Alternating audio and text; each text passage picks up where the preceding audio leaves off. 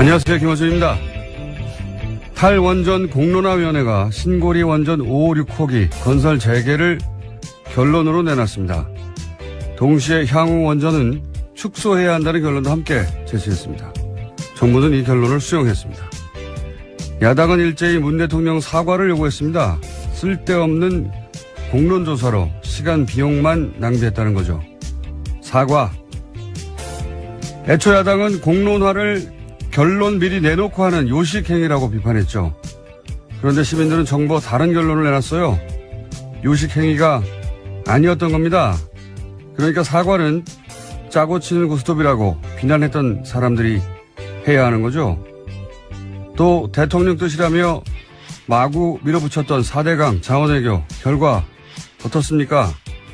그로 인해 막대한 국고 손실을 국가에 떠넘긴 사람들은 그때 우리도 이런 과정을 거쳤어야 했다고 국민들 앞에 사과를 해야 하는 겁니다. 안철수 대표도 마찬가지입니다. 본인 대선 공약도 탈원전에 신고리 건설 백지화 아니었습니까? 역시 사과는 자신의 공약을 몇 개월 만에 뒤집은 본인이 해야 하는 거죠. 공론화라는 이 절차 큰 박수를 받아 마땅합니다. 김어준 생각이었습니다.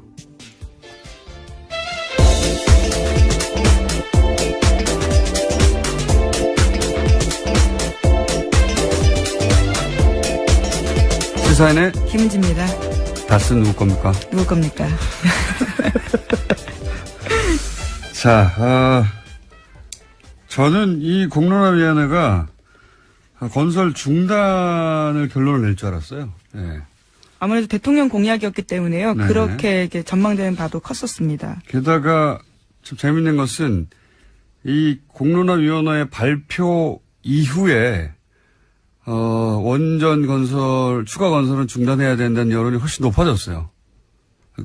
굉장한 실험이었어요, 제가 보기에는. 예, 정말 새롭고 신기한 실험이었는데요. 의미 있는 또 과정이었습니다. 결과를 잠깐 정리해 주세요. 네, 신고리 5,6호기 공론화위원회가 지난 20일에 건설 재개 권고안을 담은 최종 권고안을 발표했습니다. 최종 조사 결과에서는 건설 재개가 59.5%, 건설 중단이 40.5%였고요. 그래서 최종 결과는 19%포인트 차이가 났습니다. 그러니까 5,6호기는 건설을 재개하되 이미 공정이 진행됐으니까 그러나 추가 건설은 하지 말자. 이게 결론이잖아요. 그리고 이 발표 이후에 제가 알기로는 리얼미터 여론조사가 있는데 원래 박빙이었거든요. 건설 재개와 중단이. 탈원전 여론이 훨씬 높아졌어요. 참 예상 못했던 결과입니다. 모든 게. 예. 그리고 이 실험 자체가 가지는 의미가 굉장히 큰 게 그동안 우리가 대의민주주의라고 했거든요. 그러니까 동네마다 의원씩 하나 뽑아가지고 나 대신해서 대의해서 법을 만들고 시스템을 운영하는. 이번에는 선출직 하나도 없이 다 스스로 공부하고 다 스스로 질문하고 판단해서 시민들이 정책을 결정한 거거든요. 이런 제도는 스위스를 직접민주주의라고 하는데 말이 직접민주주의죠.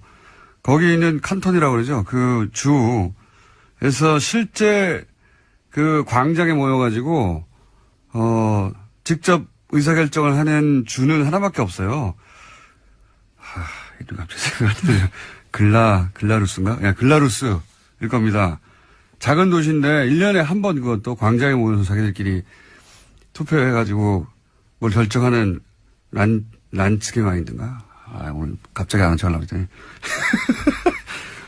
스위스도 직접민주주의라고 이렇게 흔적이 남아있는 거죠, 흔적이. 실제 이 공론화 제도는 제가 보기에는 세계적으로 굉장히 큰 의미가 있고, 사실 야당 나와서 100명씩 막 밤새 3박 4일 끝장 토론을 한다고 해도 이거 결론 안 나거든요, 절대로.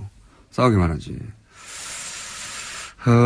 그런데 이제 이 400여 명이, 길을 제시했고, 그게 굉장히, 그 결론이 마음에 안 드시는 분들도 있겠지만, 저도 뭐 건설 중단이 개인적인, 생각인데, 이런 과정을 거쳐서 결론이 나면 또 수긍하지 않을 수가 없어요. 네, 네. 과정 자체가 굉장히 의미 있는 실험이었습니다. 이런 보완은 필요하겠죠. 그러니까 400명이 과연 민의를 평균적으로 제대로 반영했는가. 근데 이건 뭐 여론조사 기법이 시간이 지날수록 정교해지잖아요. 그렇게 이제 보완할 문제인 것이고. 예. 보통 대통령은 이런 거 안 하거든요. 왜냐하면 예를 들어서 이명박 전 대통령한테 4대강 공론화 해서 결정하자 그러면 그걸 했겠어요? 예. 미쳤냐고 그러겠지. 그럼 내가 왜 대통령 했어 그러겠지.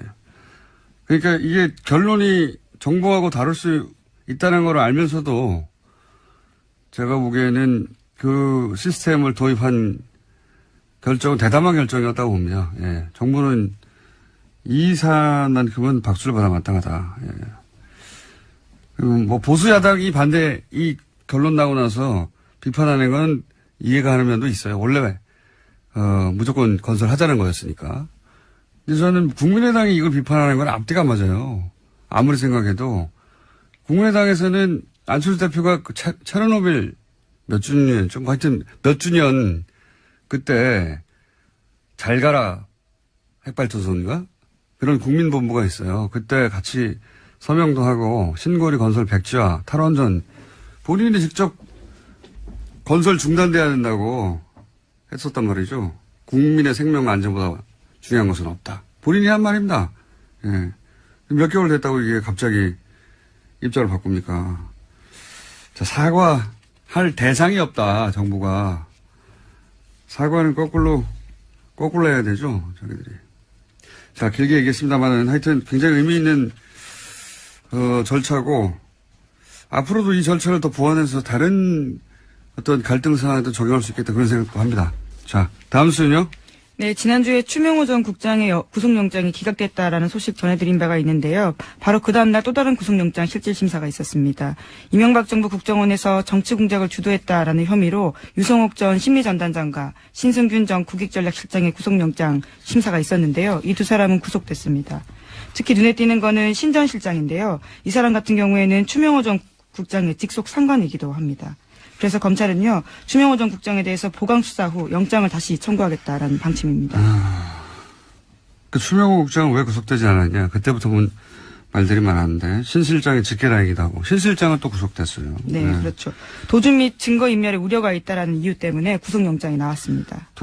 이게 증거인멸의 끝판왕이 국정원이잖아요. 끝판왕이에요. 네. 진술 조작하고 굉장히 아예 다 없애버리고 계속 나오고 있습니다. 그런 정황들이요. 지난 댓글 공작 수사 때도 아예 가짜 사무실을 만들었다는 거 아닙니까? 네, 어제 JTBC가 내용을 보도했었는데요. 네. 검찰이 압수수색한 곳이 아예 가짜 사무실이었다라는 겁니다. 가져간 서류도 가짜였고요. 그러니까 세트를 만든 세트. 예, 트루먼쇼 같은 장면이죠. 네, 세트 만들어 놓고 그 안에 가짜 서류 잔뜩 박아 놓고 캐비넷에도 가짜 서류 집어넣어 놓고 가짜 서류의 내용은 뭐냐?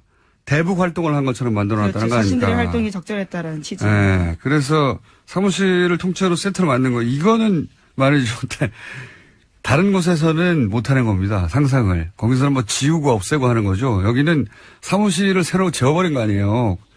만들어가지고 거기다가 잔뜩 가짜 서류를 만들어 놓고 여기를 압수수색하라고 한 거 아니에요. 그러니까 검찰이 압수한 모든 서류가 가짜인 거예요. 이제 정말 황당한 일인데요. 다시 수사를 해야 될 정도로 이런 일이 생겼습니다. 저는 국정원의 핵심 공작 관련자는 구속 수사 없이는 말이 안 된다고 봅니다. 증거인멸의 위험이 없기는 뭐가 없어요. 추명호 국장도 실제 자신의 컴퓨터 하고 주변에 노트북 다 지우라고 한 거 아닙니까? 네, 또 최근에 드러난 사실인데요. 국정원 개혁발전위원회 관계자에 따르면 추명호 전 국장이 사무실의 컴퓨터 10대가 초기화되고요. 노트북 세대는 아예 폐기가 됐다라고 합니다. 국정원을 상대로 국정원의 국장, 실장 이런 급을 상대로 해서 핵심 공작을 따지는데 증거인멸의 위험이 없다고 판단한다는 것은 웃기는 소리라고 봅니다. 저는 정말. 네, 특히 이 같은 조치 같은 경우에는 국정원 내부 규정에 따라서 진행됐다라고 하는데요. 그러니까 박근혜 정부 국정원의 묵인 하에서 이런 증거인멸이 이뤄졌다라는 거죠. 추명호 전 국장요. 특히 추명호 국장만 계속 주목받는 이유는 물론 구속영장이 기각돼서도 하지만 왜 보호받을까? 보호받는다면 만약에 사실은 추명호 국장이 최순실 라인이고 추명호 국장이 우병우 직보했다는 의혹이 있지 않습니까? 예. 그리고 본인이 직보했다는 것도 인정을 하긴 했죠. 예, 오늘 아침 경향신문 보도입니다. 검찰 조사에서 우병우에게 비선 보고했다라고 본인이 직접 인정했다라고 합니다. 근데 최순실 관련 보도는 안 했다는 거 아닙니까? 네, 그건 끝까지 부인하고 있습니다. 이게 이제 누구를 보호하느냐? 왜 최순실을 보호하겠어요? 최순실을 인정하려면 우병우 전 수석이 나와야 되고 무영선 수석은 최순실 모른다고 했잖아요. 그리고 그렇다는 얘기는 우병우, 최순실, 박근혜로 이어지는 국정농단의 핵심 라인을 인정해야 되는 거거든요. 드러나야 되는 거. 결국은 추명호 국장을 보호한다는 것은 박근혜 전 대통령으로 연결되는 그 고리를 보호하는 거다라고 그걸 영장 실질심사 같은 것으로 보호하고 있는 것이다. 그걸 기각식으로서 라고 추론하는 게 자연스럽지 않나 저는 생각합니다만 두 번째 영장도 기각하는 점 두고 보죠. 예. 이런 추가적인 사실들이 많이 나오는데 국정원 간부가 증거인멸의 위험이 없다고 하는 건 좀 말이 안 된다고 봅니다. 그것이 직업인 곳이에요, 여기는. 예를 들어서 그게 적국을 상대로 하는 거면 그게 잘하는 거죠. 근데 이렇게 공작을 국민들을 상대로 해놓고 그게 드러날 것 같으면 다 없애버리는 그게 직업인 조직하고 거기 국장이 증거인멸의 위험이 없다고 기각한다는 건 정말 웃기는 소리라고 봅니다. 가짜 사무실. 예, 추정국장 같은 경우에는 혐의의 타당성, 필요성, 구속영장의 필요성 같은 것이 인정하기 어렵다라는 이유도 있긴 있는데요. 어쨌거나 두 상위의 상급자 두 사람은 증거인멸 우려가 있다라는 이유로요. 영장이 나왔습니다. 자, 이렇게 되면 남재준 당시 국정원장도 이제 수사 대상이 되겠네요. 직접적인. 네, 그렇죠. 왜냐하면 그때 압수수색 할 때 압수수색 메인 서버 거부한 게 남재준 국정원장이었습니다. 자, 국정원 관련된 소식은 계속 나오고 있고요. 다음 뉴스는요? 네, 자유한국당 관련된 소식도 전해드리겠습니다. 자유한국당 홍준표 대표가 친박 핵심 의원들과 서로 싸우고 있는데요. 서로 물러나라면서 폭로전에 나섰습니다. 자유한국당 윤리위원회가 지난 20일에 박근혜 전 대통령과 서청원 최경환 의원에 대해서 탈당 권유 징계 결정을 내렸습니다. 그 이후에 벌어진 일인데요. 서청원 의원은 어제 기자회견을 자청해서 홍준표 대표 체제가 종식돼야 된다라고 비판했습니다. 특히 성완종 리스트 사건을 꺼내들었는데요.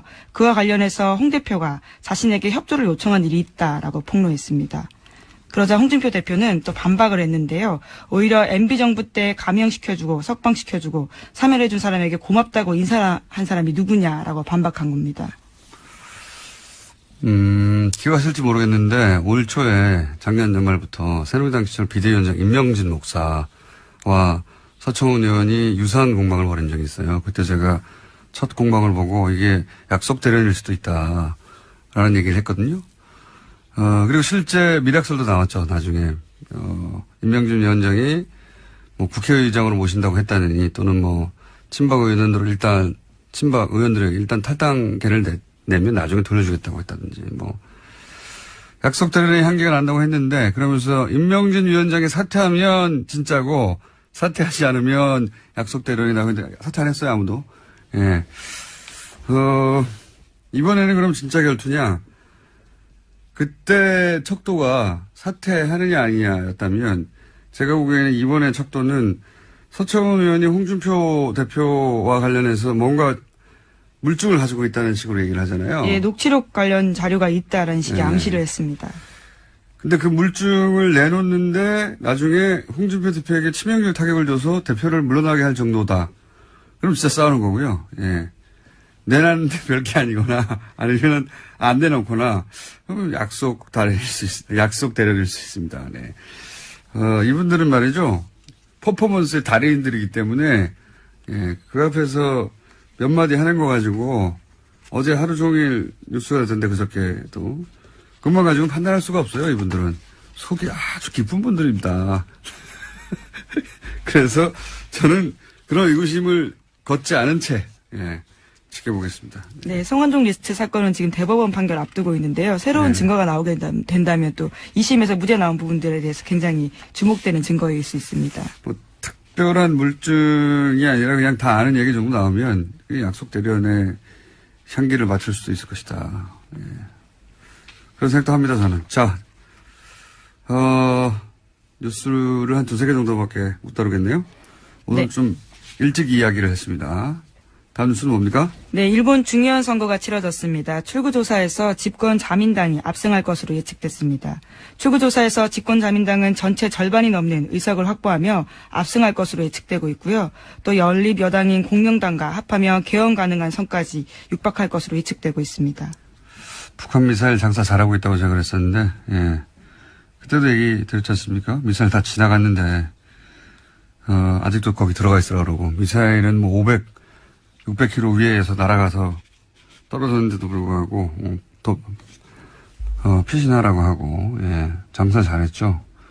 원래 전 세계 극우는 다 이런 식으로 장사해요. 예. 근데 이제 북한 장사의 이 선거가 그 결과다라고 일본 시민들을 한심해 할 수는 있는데, 우리도 몇십 년간 그래왔어요, 몇십 년간. 예. 공포 마케팅 이러고. 어쨌든 이렇게 되면 이제 전쟁할 수 있는 국가로 가려고 하겠네요. 아베가 원하는 바고, 저는 미국도 묵인하고 있다고 봅니다. 예. 네, 헌법의 자위대를 명기하겠다라는 이야기를 계속해서 선거 기간 동안 일본이 해왔었습니다. 전쟁할 수 있는 국가가 되고 그렇게 해서 중국을 견제한다. 이게 이제 미국의 생각인 것 같아요. 그렇지 않다면 진작에 여러 가지 방식의 제어를 했겠죠. 예. 수수방관하고 있는 거죠. 예. 우리한테는 그러니까 좋은 게 아니에요, 전혀. 미국을 그 일방적인 우방으로만 생각할 게 아니라 미국이 동북아에서 어떤 전략을 가지고 있고 우리는 어떻게 활용하고 일본은 어떻게 활용하는지 봐야지. 맨날 미국 얘기만 하면 뭐합니까? 예. 자, 다음 뉴스는 또 뭡니까? 네, 도널드 트럼프 미국 대통령이 대북 대응과 관련한 인터뷰를 또 했습니다. 필요한 경우에 대비해서 우리가 얼마나 안전하게 준비되어 있는지 안다면 충격을 받을 것이다 라고 말했는데요. 폭스뉴스 프로그램과 한 인터뷰에서 한 말입니다. 예. 아무 내용 없이 똑같은 말을 계속 한다는 게 충격적이네요. 몇 달째.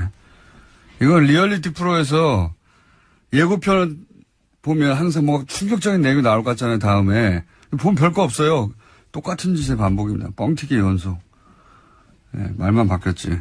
네, 다음 달 동북아를 이제 드디어 방문하게 되는데요. 이와 앞서서 북핵 위기와 관련된 이야기를 한 것으로 보입니다. 아니, 그러니까 뭐, 충격을 더 이상 안 받으니까 자기가 직접 충격이라는 단어를 사용하는 거 아닙니까? 다음 뉴스는요? 네, 카탈루냐 분리 독립을 둘러싼 스페인 중앙정부와 카탈루냐 자치정부의 갈등이 다시 커지고 있습니다. 스페인 총리가 현지 시각으로 21일 긴급 국무회의를 열고 헌법을 발동해서 카탈루냐 자치정부를 해산하고 향후 6개월 내에 선거로 새 지방정부를 구성하기로 결정했습니다. 그 기간 동안엔 중앙정부가 카탈루냐를 직접 통치하게 되는데요. 카탈루냐 자치정부는 반발하고 있습니다. 이게 원래 강대국 혹은 강자의 전략이에요. 이게 자치권을 박탈한다고 해버리면 이제부터 카탈루냐는 독립이 아니라 자치권 확보가 전선이 되는 겁니다. 그러니까 제가 보기에는 카탈루냐 자치정부가 전략적으로 실패했다. 그때 독립선언을 했었어야 돼요. 독립선언을 해놓고 독립선언을 한다고 직접 바로 독립되나요? 안 되는데 전선을 거기서 그었어야지. 이거 뭐 내가 연례가 할 얘기도 아니긴 한데 투표권도 없고. 근데 그랬어야지 최소한 자치권 확대라도 되죠. 예. 이 중앙정부가 계속 겁주고 그러니까 이제 유예한 거 아닙니까? 선언을. 유예하고 났더니 아예 박탈한다고 전선을 밑에다 확 그어버린 거죠. 여기에 이제는 뭐 다시 되돌려 달라고 시위를 해야 될 판이니까 전략적인 완전한 실패죠. 예. 당한 거라고 봅니다. 물론 뭐 다시 국면 전환이 100만 명, 200만 명이 나와서 계속 시위를 하면 될 수도 있겠지만 지금으로서는 뭐 끝났다고 봐야죠. 자, 오늘 여기까지 하겠습니다. 시사인의 김은지였습니다. 감사합니다. 자, 벌써 2달이 됐습니다. 저희가 BBK 다스를 다뤄온 지가. 드디어 이제 거의 모든 국민들이 다스 누굽니까를 알고 있고 개그 프로그램에서도 나왔다고 합니다. 다스 누굽니까? 다스 누구 겁니까는 저희 방송을 계속 들어오신 분들은 그 답을 알 텐데. 자, 주진우 기자, 안원구 청장님 나오셨습니다. 안녕하십니까?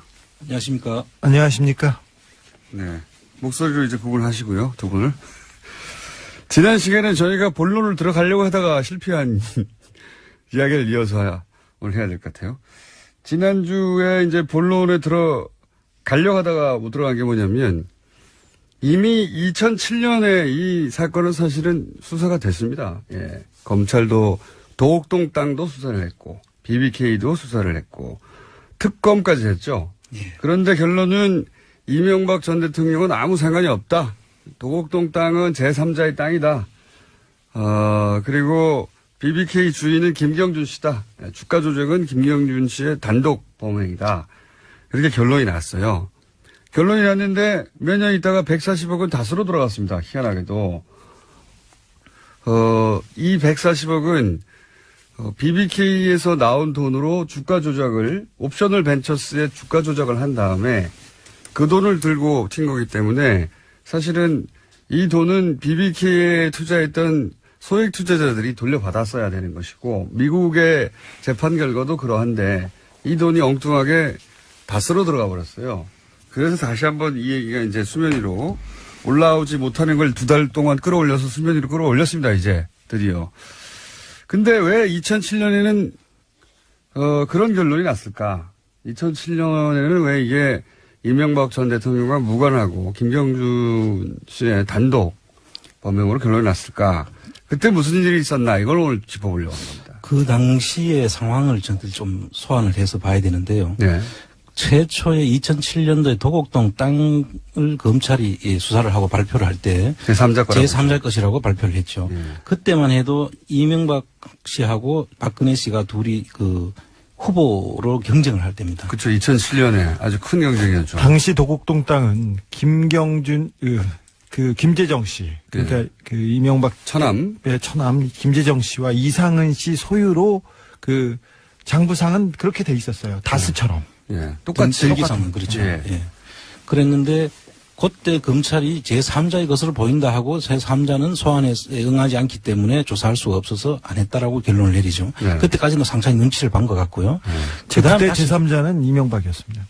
그다음 BBK 수사를 하는데 BBK 수사 때는 이명박 씨가 이미 후보로 됐을 때였어요. 네. 그런데 후보로 됐는데 그때 지형상 정치 지형을 보면 그때 한나라당 후보가 거의 대선 후보가 되는 그런 시기였기 때문에 이번 대선하고 맞대였죠. 비슷한 거죠. 예. 민주당의 후보가 대통령이 되는 거 아니냐 했던 것처럼 그때는 한나라당의 후보가 대통령이 되는 거 아니냐. 그래서. 사실 그 후보 경선 과정에 한나라당 후보 경선 과정에 이 수사가 시작됐어요. 근데 그래서 굉장히 열심히 검찰에서 수사를 했습니다. 그래서 지금 이거는 이명박 대통령의 가신의 얘기인데 수사 과정에 너무 세게 몰아쳐서 그 되게 걱정을 하고 대책회의를 매일 했었는데 이명박 대통령이 후보가 되자마자 갑자기 태도가 돌변해서 자기네들도 놀랐다고 합니다. 검찰의 태도가. 네. 네. 그래서 검찰이 그 당시에 BBK 수사 결과를 발표를 하게 되는데요. 지금 그 결과 발표문을 보면은 지금 저희들이 그동안에 밝혔고 의심했던 내용들이 다 드러나 있어요. 예를 들면요. 예를 들면은 BBK의 그 자금, 그 이면 계약으로 우리 BBK가 지금 아까 주 기자가 말씀하셨듯이 다스와 BBK 관계가 어떤 관계냐? 그 다스가 이명박 거면 그 김경준이 주가 조작했는데 어떻게 연관이 돼 있느냐에 대한 의심들을 지금 하고 있잖아요. 도곡동 땅이 이명박 전 대통령 거면 BBK가 이명박 전 대통령 거고. 거다라고 BBK가 이명박 전 대통령 거면 주가 조작도 이명박 대통령이 한 거다. 이거 아닙니까? 예, 그렇죠. 그런데 거기서 확실한 고리가 하나 나오죠. 그 BBK에서 BBK 그 주식 61만 주를 그 LKE에다가 매각을 하는데 매각하면서 49억 9,995만 50억에서 5천 원 모자라는 50억에서 수수료 빼고 이렇게 말씀해 주세요. 예, 수수료 빼고 그 50억을 넘겨주는데요. 그게 통장이 그때 통장이 발견됐고 그 돈 간 것이 이명박 씨로 갔다는 것이 그때 검찰에서 밝혔다는 것이 최근 그 대정부 질문을 한 그 김경엽 의원이 밝힌 거거든요. 그렇게 되면은 BBK가 LKE에다가 주식을 넘겼기 때문에 그 BBK 주인이 이명박 씨다. 이렇게 되는 것이죠. 안 청장님 또 어려워졌어요. 자, 무슨 말이냐면요. BBK 주가 조작 당시에 그 장부 관리를 누가 했느냐. 근데 그 장부 관리는 김백준 씨, 이진영 씨, 그러니까 이명박 대통령의 최측근들이었어요. 장부 관리원들이었어요. 그분들은 나중에 청와대로 갔습니다. 그리고 심지어는 이명박 대통령의 통장에서 이 돈 거래가 나왔기 때문에 이 주가 조작에도 상당히 개입했다 이 말이죠. 그렇죠. 그 돈이 그것도 못 알아듣겠어요. 다시 정리해봐. 제가 정리할게요. 네. 임명 계약서가 한 장 있습니다. 이 임명계약서대로면 주인이 이명박 전 대통령이에요. 그렇죠. 근데 검찰은 이 임명계약서에 찍힌 인감도장이 이명박 전 대통령 인감도장과 다르다고 이 계약서를 가짜라고 한 겁니다. 아니요. 근데 검찰이 예. 이 이면 계약서가 진짜인 줄 알았어요. 물론 그리고 아는데 인감 도장도 진짜인 줄 알았어요. 통장도 그때 아니, 진짜라고 그러니까 했어.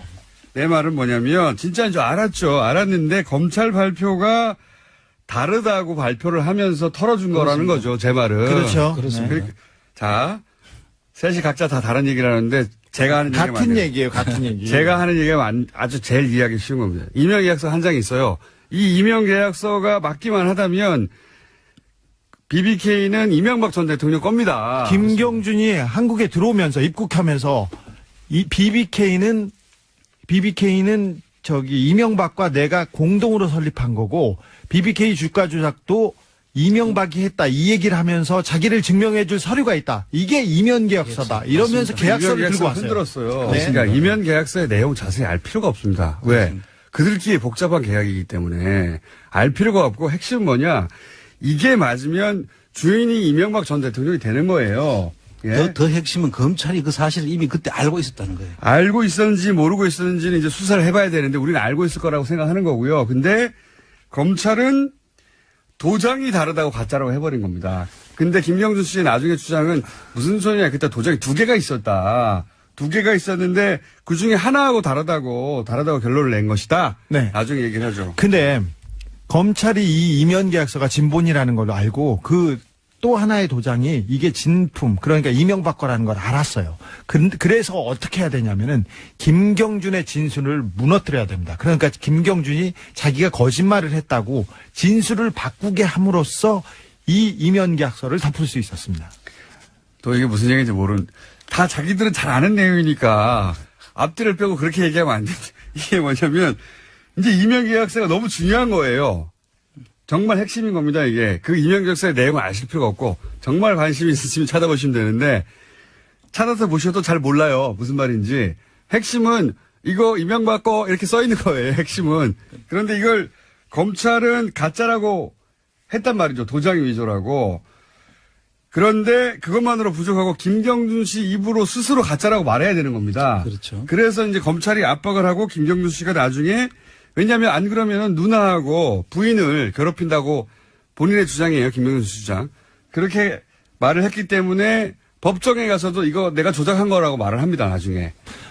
그래서 그 BBK 메모가 나오죠. 검찰은 이명박을 두려워해요. 저를 이렇게 이명박 이름을 빼주고 내가 거짓말을 했다고 하면 3년에서 5년으로 낮춰주겠다. 그리고 누나들과 부인들도 다 괴롭히지 않겠다. 부인들은 누굽니까? 죄송합니다. 부인은 괴롭히지 않겠다는 그런 BBK 메모를 시정국을 만들고 그래. 네, 메모를 공개하면서 조용히 좀 해. 네, 공개하면서 BBK 메모가 공개되면서 BBK 특검으로 넘어가게 되는 거죠. 자, 이제 임명계약서가 굉장히 중요한 것이다. 그렇습니다. 예. 계약서 이거 하나 믿고 온 거예요. 김경준 씨는. 네. 봐라. 여기에 내가 증거가 있다고. 근데 이 임명계약서 내용대로 돼 있어요. 실제 돈이 넘어갔으니까. 네. 근데 이 도장이 가짜라고 하면서 이걸 털어버린 거죠. 도장이 가짜면. 자, 또 하나가 있죠. 이때 들어간 돈이 LKE로 들어간 겁니다. 그렇습니다. 예. 근데 이 발표문을 잘 봐야 되는데 우리가 좀 발표문 공부를 다시 또 해야 됩니다. 공부를 할 필요는 없어요. 설명을 하시고 제가 정리할게요. 이제 그만할래요. 발표문을 보면 예. 그 190억 원이 이렇게 발표문에 나와 있습니다. 9억, 그중 190억 중에 9억 원은 LKE를 만드는 김경준의 자본금으로 들어갔다고 돼 있습니다. 네. 이게 또 190억 돈 주체가 누굽니까? 저희들이 제3자 아닙니까? 제3자 이명박 선생. 그렇죠. 근데 그게 LKE를 만드는 김경준의 자본금으로 들어갔다는 거예요. 그리고 나머지 181억 원은 또 친절하게 설명을 하고 있습니다. 발표문에. 181억 원은 마프와 AM 파파스 등 외국에 가서 이 주가 조작을 하는 데 쓰였다고. 검은 머리 외국인. 그러니까 네. 김경준이 BBK에서 옵셔널 벤처스에서 이제 투자를 받았다는 외국인들. 그렇죠. 네. 그래서 이 LKE를 통해 가지고 복잡해지시겠어요. 외국에 나가서 주가 조작을 하는데 쓰였다고 검찰 발표문에 그걸 실어놓고 있어요. 예. 이것만 자세히 보면 예. 수사가 필요가 없는 것이죠, 사실은. 이게 무슨 얘기냐면 지금 많은 청장님 말씀하신 거는 제3자가 주인인 190억이 우리가 이제 주가 조작했다 하는데 그 주가 조작을 하려면 돈이 있어야 되는 거 아닙니까? 돈이. 그렇습니다. 예. 그 돈이 어디서 났느냐? LKE라고 하는 회사에서 나왔고 또 돈은 마프나 엠파파스라고 하는 소위 역의 여객 펀드인데. 역의 펀드인데 이 역의 펀드를 통해서 이 일이 일어났어요. 그러니까 해외에 있는 펀드를 통해 가지고 주가 조작을 했단 말이죠. 근데 그 돈이 어디서 났느냐? 이 제3자 돈이에요, 다. 그렇습니다. 제3자가 주가 조작을 했다고 검찰 발표에 돼 있는 거예요. 네. 그런 제3자 셈인데 이명박 선생. 핵심은 제3자가 마프고 LK이고 다 통해서 주가 조작을 했다라고 검찰 수사 발표문에 있는데 그때 그거를 못 알아먹는 거죠, 복잡해서. 그때 아무도 당시에. 몰랐습니다, 지금. 예. 그때 당시에는 복잡해서 못 알아듣는 거고 일부러 복잡하게 했죠. 검찰은 그 당시에 그 부분은 거짓말이 아니에요. 다만 그 제3자 주인이 이명박 전 대통령을 의심됨 이 얘기가 빠진 거죠. 예. 그렇죠. 빠진 거지. 그래서 검찰 수사 발표대로만 그대로 따라가면 주가 조작을 제3자로 했으니 제3자를 잡아라. 이렇게 돼야 되는 겁니다. 그렇습니다. 예. 당시 검찰 발표문대로 하면. 그래서 제가 어제 유수공장 나온다고 제가 그동안에 제 책에까지 실어놓고도 자세히 보지 않았던 내용을 새로 검토를 해보니까 답이 다 들어있는 거예요. 예. 당시 검찰 수사, 저는 그때 그거 알았는데, 수사 발표에는 수사 발표문에 내용이 있어요. 근데 그거를 따로 했기 때문에 제3자가 누군지 밝히지 않고, 그 다음에 LK이고 뭐 AM 파파스고 역외펀드 잔뜩 나오고, 그 다음에 이게 다 분리해서 해놨거든요, 발표를. 그렇습니다. 이 검찰 수사 발표를 다 정리하면 도곡동 땅을 판 돈으로 주가 조작을 했답니다. 그렇습니다. 예. 도곡동 땅을 판 돈으로 주가 조작을 했다. 그러니까 도곡동 땅 주인이 주가 조작을 한 사람이다. 그렇습니다. 이게 결론이에요. 그 김경준 씨는 그 주가 조작을 통해서 증권거래법 위반으로 8년간 수감 생활을 했고요. 네. 그 여기에 이제 이명박 씨 이 사실이 맞다면 이명박 씨 경우에는 공직자윤리법 위반에 해당이 되기 때문에 그 두 가지를 수사 발표문에 이제 적시를 했는데 이 내용이 내용 속에 다 들어 있어요, 사실은. 그 검찰도 상당히 곤욕스러웠을 거 아닌가 제가 볼 때는. 검찰이 빠져나가는 방식은 복잡하게 만든 겁니다. 그 좋은 머리로 복잡하게 꼬우고 풀어줬죠, 뭐. 그리고 굉장히 또 재밌는 건 검찰이 얼마나 털어주려고 노력을 했냐면 당시 이제 BBK 정관을 보면 정관에는 이명박 전 대통령 당시 후보, 당시 이명박 기준으로는 이명박 후보가 결정하지 않으면 아무것도 안 되게 돼 있어요. 그렇습니다. 예. 그러니까 회사가 정관상 BBK는 이명박 전 대통령 겁니다. 정관을 보면. 근데 검찰이 뭐라고 그러냐면 김경준 씨가 자기 마음대로 바꾼 거라고. 아니 자기 마음대로 자기 회사를 남의 회사로 바꾼 겁니다. 이게 말이 됩니까? 그렇게 왜냐하면 정관은 그렇게 나와 있으니까 어쩔 수가 없잖아요. 그렇죠. 정관은 등록이 돼 있으니까. 근데 정관에 보면 이거 이명박 씨 거네? 이렇게 결론이 날 정관인데 검찰이 뭐라고 그러냐면 김경준 씨가 임의로 바꾸었다. 네. 그러니까 내 회사를 남의 회사로 바꿔준 거예요. 그렇게 검찰이 해 주었습니다. 당시에. 또 있죠, 또. 소위 이제 LKE는 빠져나갈 수가 없이 이 주가 조작에 동원된 회사입니다. 그렇습니다. 네, LKE. 그러자 검찰은 김경준 씨 주장입니다. 검찰은 LKE는 빼줄게라고 김경준 씨한테 제안을 했다고 해요. 그렇죠. 네. 그때 당시에 아마 수사검사가 김기동 검사로 알려져 있고요. 그 당시에 했던 말이기 때문에 이게 신빙성이 굉장히 높아요. 네. 김경주 씨는 한국말을 하지만 서툴러요. 그리고 정확하게 이해하지 못하고 있어요. 그래서 그 내용을 누나하고 상의합니다. 네. 김기동 검사의 전화로 누나한테 전화를 해요. 누나, 검사가 이거 빼달래. 검사가 뭐 해달래, 어떻게 해야 돼, 그걸 물어보면 에리카 김이 이렇게 상의를 합니다. 제가 그 전화 목소리를 직접 들었어요. 그때 나온 내용이 뭐냐면, 검찰이 LK는 빼준대. 네. 김경준 씨는 좋아했던 거예요. 빼준다니까. 그러니까 처음에는. 빼주면 야 이거 빼주면 너한테 빼주면 너 좋잖아. 그래 너 네. 죄도 줄어들고 이런 식으로 해서 이렇게 합니다. 그때 김기동 검사가 그 김경준 씨가 누나한테 하는 얘기가 뭐냐면 검사가 너무 잘해줘 형이라고 부르래. 그래서 김기동을 극찬하고 있었어요. 그래서 제가 그 목소리를 듣고 너무 놀랐습니다. 왜 빼줬냐. LK를 김경준 씨 혐의에서 빼준 이유는 LK는 주가 조작에 직접 동원됐거든요. 그리고 이명박하고 직접 관련이 있기 때문에 네. 이걸 수사하면 이명박을 빼줄 수가 없는 거예요. 도곡동 땅을 판 돈에서 바로 LK로 들어갔거든요. 말씀하셨듯이 9억이. 그러니까 LK를 안 빼주면 이명박 전 대통령을 빼줄 수가 없어요. 그렇습니다. 그래서 빼줘버린 거예요. 이렇게도 친절하게 하였다, 검찰이. 그 내용을 그 김경준 씨가 SNS에 올린 내용을 잠깐 소개를 하면요. 네. 김기동 검사가 말하기를 어제 가슴이 너무 뛰어 한잠도 못 잤다. 우리가 MB를 기소해도 대통령으로 당선될 것이다. 그런 검찰은 죽는다. 그러나 그렇게 하지 않으면 반대편에서 난리가 날 것이다. 내가 다 했다고 해라. 그럼 검찰이 너를 지키겠다. 이렇게 했다는 것을. 검찰이 너를 지키겠다. 놀라운 논리 아닙니까? 예.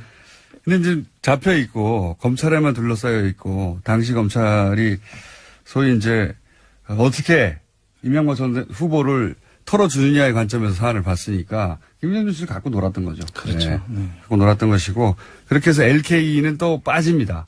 예. LK가 빠지면서 이명박 전 대통령과 직접 고리가 또 빠지는 거죠, 여기서. 그렇습니다. 예.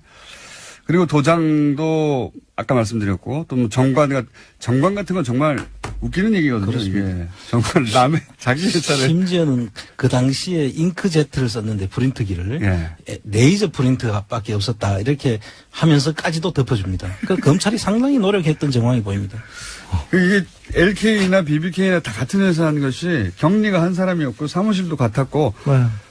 다 한 계좌에서 나온 돈이에요. 근데 네. 이걸 분리해서 빼주는 겁니다. 이명박 대통령의 격리였어요. 수십 년 동안. 그러니까요. 아니, 생각해보면 명함 있지 않습니까? 명함. 예. 이장춘 전 대사. 이장춘 대사가 외교관에서 그런지 모든 걸 메모하고 했던 분이었던 거죠. 그래서 김백준 씨하고 이명박 전 대통령으로부터 명함을 받았던 거를 몇 날 몇 시에 어디서 뭐 먹으면서 이게 다 기록돼 있었던 거예요. 네. 그래서 들고 와서 나 영포 빌딩 가서 이거 받았어라고 네네. 이제 어느 날 들고 나왔죠. 네, 브로셔에도 맨 가운데 이명박 대통령이 회장이라고 나와 있고, 그 다음에 김백준이 부사장이라고 나와 있고, 그 다음에 LK도 다 들어있고. 다 들어 있습니다. 그리고 뭐 사진도 많이 나왔어요. 예, 그리고 저희들이 계속 다스는 누구 겁니까라고 묻고 있는데 그 다스의 그 문제는 공직자윤리법 위반 문제가 걸려 있거든요. 그 당시 공직자윤리법 위반 문제를 보는 관점에서 그 다스가 누구 거냐를 보기 위해서 세 가지를 우리가 확인해야 되는데 납입 자본의 출처입니다. 누가 그걸 했냐. 그다음 두 번째는 배당과 경영 수익을 누구한테 기속됐느냐. 납입 자본, 배당과 경영 너무 어려워요. 그다음 투자 결정을 할 때 그 투자 의사 주체가 누구냐, 투자 결정을 하는 주체가 누구냐, 이것까지 이 수사 결과 발표문에 다 있어요. 예. 그 보면은 너무나 말이 안 되는 걸로 했는데 그때만 해도 이걸 사람들이 아무 문제 너무나 없이 말이 했어요. 안 돼가 어떻게 했습니까? 이거 말이 안 되는 이야기 잠깐 설명을 드리면요. 잠깐 설명하면 안 돼. 지금 이 안 돼. 잠깐 설명하면 다음 주까지 가요. 그래요. 30초 버전으로. 다음 이 전체가 다 보면 네. 한마디로 누가 욕하고 했는 것이 다 보이는데 그걸 다 듣고 있어요. 아니 검찰은 모를 수가 없지 않습니까? 다 알죠. 검찰은 알았죠. 수사를 다 했죠. 어떻게 덮어주냐의 문제였다고 지금에 와서 보면 그때 검찰 수사의 발표는 어떻게 이걸 덮어줄까의 관점에서 노력하였다라고 정말 봐야 어렵게, 그렇습니다. 정말 노력해서 덮었죠. 한 가지만 말씀 더 드리면 이 김재정 씨와 이상은 씨가 그 당시에 이 다스 대부기공 그 당시 이름 다스를 만들 수 있는 돈이 없었어요. 첫째. 회사를 무슨 돈으로 만들었냐 했을 때 이 두 분이 답을 못했습니다. 그렇죠. 그때 당시에. 예. 6억 돈이 없었으니까요. 6억 4억 19억씩 들어가 30억으로 자본금이 만들어지는 과정에 이 두 분이 돈이 없었어요. 그리고 일부 자본금이 있던 그 후지기공이라고 일본 회사인 걸로 추정이 되는데 그 회사 주식 지분을 다 넘겨받아 가지고 이 회사가 완성이 되거든요. 그 후지기공 자금을 인수하는 자금도 이상은 씨는 없었던 거예요. 그러니까 이상은 씨하고 김재정 씨가 그 회사는 내 겁니다 주장하려면 그 회사를 세운 돈을 내가 이렇게 냈어요. 라고 해야 하는데 그거를 입증을 못했습니다. 그렇습니다. 그때 당시에. 그러니까 다스의 주인이 누구냐도 두 사람을 주인으로 하려면 두 사람이 이런 돈으로 만들었어라고 검찰이 발표해야 되는데 두 사람은 그걸 입증 못했어요. 그래서 도곡동 땅도 제3자의 것이고 도곡동 땅 주인이 BBK 주인, 다스의 주인이고 계속 연결되는 겁니다. 다스의 주인 BBK 주인이고 그 사람이 또 주가조작의 주범이다. 그래 도곡동 땅하고 연결되는 걸 막기 위해서 검찰이 어떻게 풀어주냐 하면 이 돈 190억은 납품업체에 대한 대금을 받은 거다. 이렇게 합니다. 납품대금. 납품대금. 그럼 그 원가는 누가 주고 다 하는 것인지 이 돈은 190억이 가버리면 납품대금 팔아가지고 받은 이익은 얼마 안 되지만 실제 돈이 또 원료 사는데 들어가는 돈은 줘야 되지 않습니까?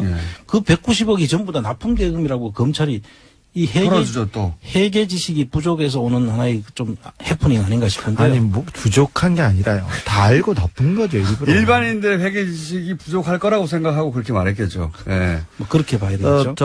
어제 이제 다스가 아니라 이명박 내부자한테 또 연락이 왔는데 다스는 누구 거냐에 중요한 근거 중에 하나가 이명박 대통령이 차를 살 때 개동 현대에 있는 그 대리점, 큰 대리점에서 샀는데 그 모든 돈을 다스에서 냈고 생활비와 다른 자금들도 다스에서 가져다 썼답니다. 그렇게 최신 버전의 증언이 또 하나 있고요. 예. 이 증언들은 저희가 그러니까 이건 과거에 밝혀진 거고요. 예. 지금 한참 모으고 있고 아직 다 공개하지 않은 것은 최근에 나온 증언들이거든요. 최근에 나온 증언들은 저희 또 모아서 한번 정리할 텐데 그리고 나서 그 검찰들은 다 어떻게 됐습니까? 그때 수사 결과를 발표한 사람은 김홍일 차장검사였는데요. 승진했죠. 그리고 그 밑에 최재경, 김기동을 비롯한 10명의 검사들은, BBK 검사들은 승승장구했습니다. 이명박 정권에서 가장 중요한 역할을 하다 했고요. 박근혜 정권에서도 마찬가지입니다. 최재경 그때 당시 민정수석을 잠깐 했죠. 네. 근데 막판에 박근혜 정부에서 민정수석을 했죠. 이 BBK 검사 10명하고 저하고 소송을 했는데 제가 원고 피고 관계로 자주 만났어요. 사석에서도 보긴 했는데, 이 사람들이 대법관한테 탄원서도 보냈어요. 주진을 빨리 구속시키고. 네, 그렇죠. 당시 빨리 처벌하라고. 네, 참. 김홍일 중수부장을 비롯한 이 10명의 검사들은 굉장히 승승장구하고 지금도 거의 대부분 요직에 남아 있습니다. 김홍일 검사는 나중에 중수부장 대단한 거죠. 네. 중수부장까지 됐고. 하고 옷을 벗었는데 최재경 검사도 옷을 벗었는데 나머지 분들은 뭐 잘 지내고 있습니다. 이때가 이제 언제냐면은 나는 꼼수다라는 그렇죠. 팟캐스트가 있었어요. 그때 이제 갑자기 BBK 검사 9분이 대법관에게 탄원서를 보냈습니다. 빨리 좀 처벌하라고. 그때 에리카 김도 편지를 보냈어요. 주진우가 나쁜 놈이다 이렇게 해가지고 갑자기 잘 지내다가 나쁜 놈은 나쁜 놈이죠. 아니요. 누나 그분들 동생 입장에서 나쁜 놈이지. 누나 동생 하다가 갑자기 입장을 김어준의 뉴스 공장.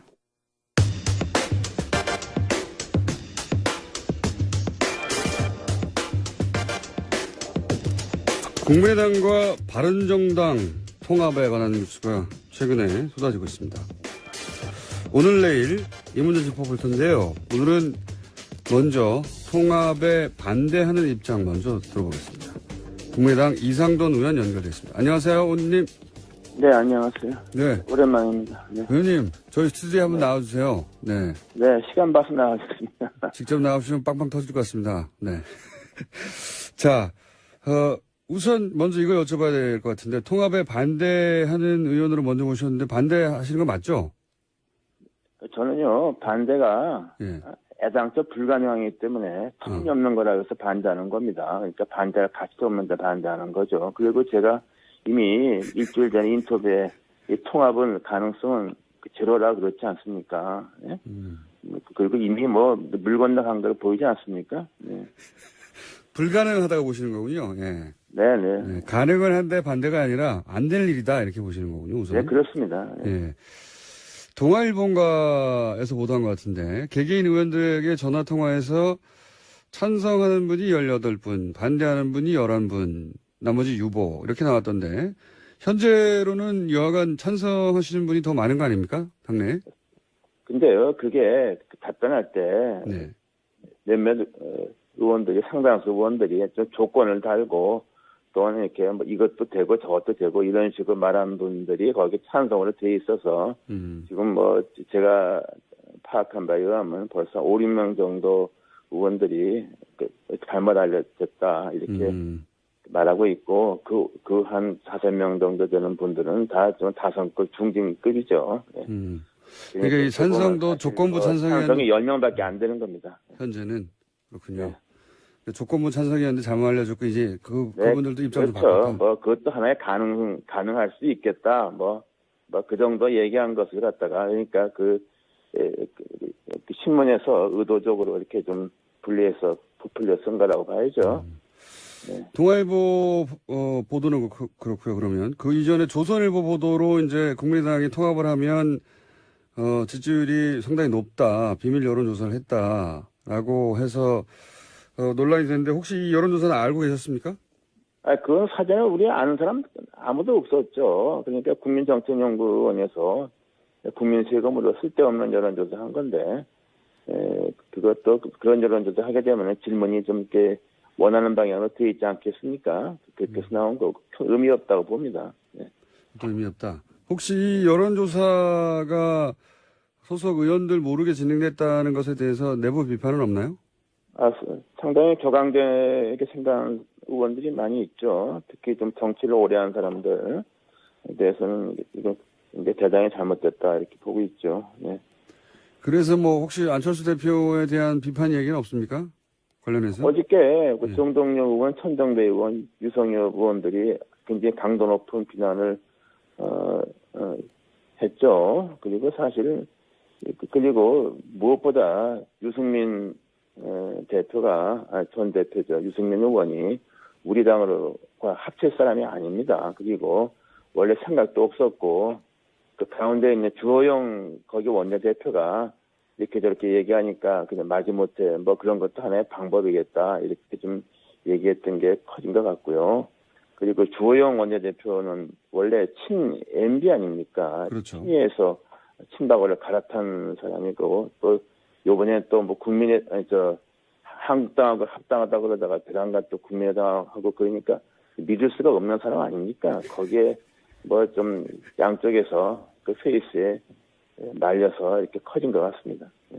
유승민 의원이 그 중도 보수 통합 의지를 밝히는 것도 그냥 주호영 의원의 이야기에 예를 들어서 탈당하려는 의원들을 잡으려고 한 것이다. 이 정도로 생각하십니까? 뭐 그런 면도 있겠고요. 예. 또 이제 유승민 의원의 입장에서는 그게 자기의 그 정치적 입지죠. 안보는 보수고 경제는 진보, 따뜻한 보수, 개혁 보수. 그러니까 그런 자신의 정치적 소신을 그냥 재확인한 거죠.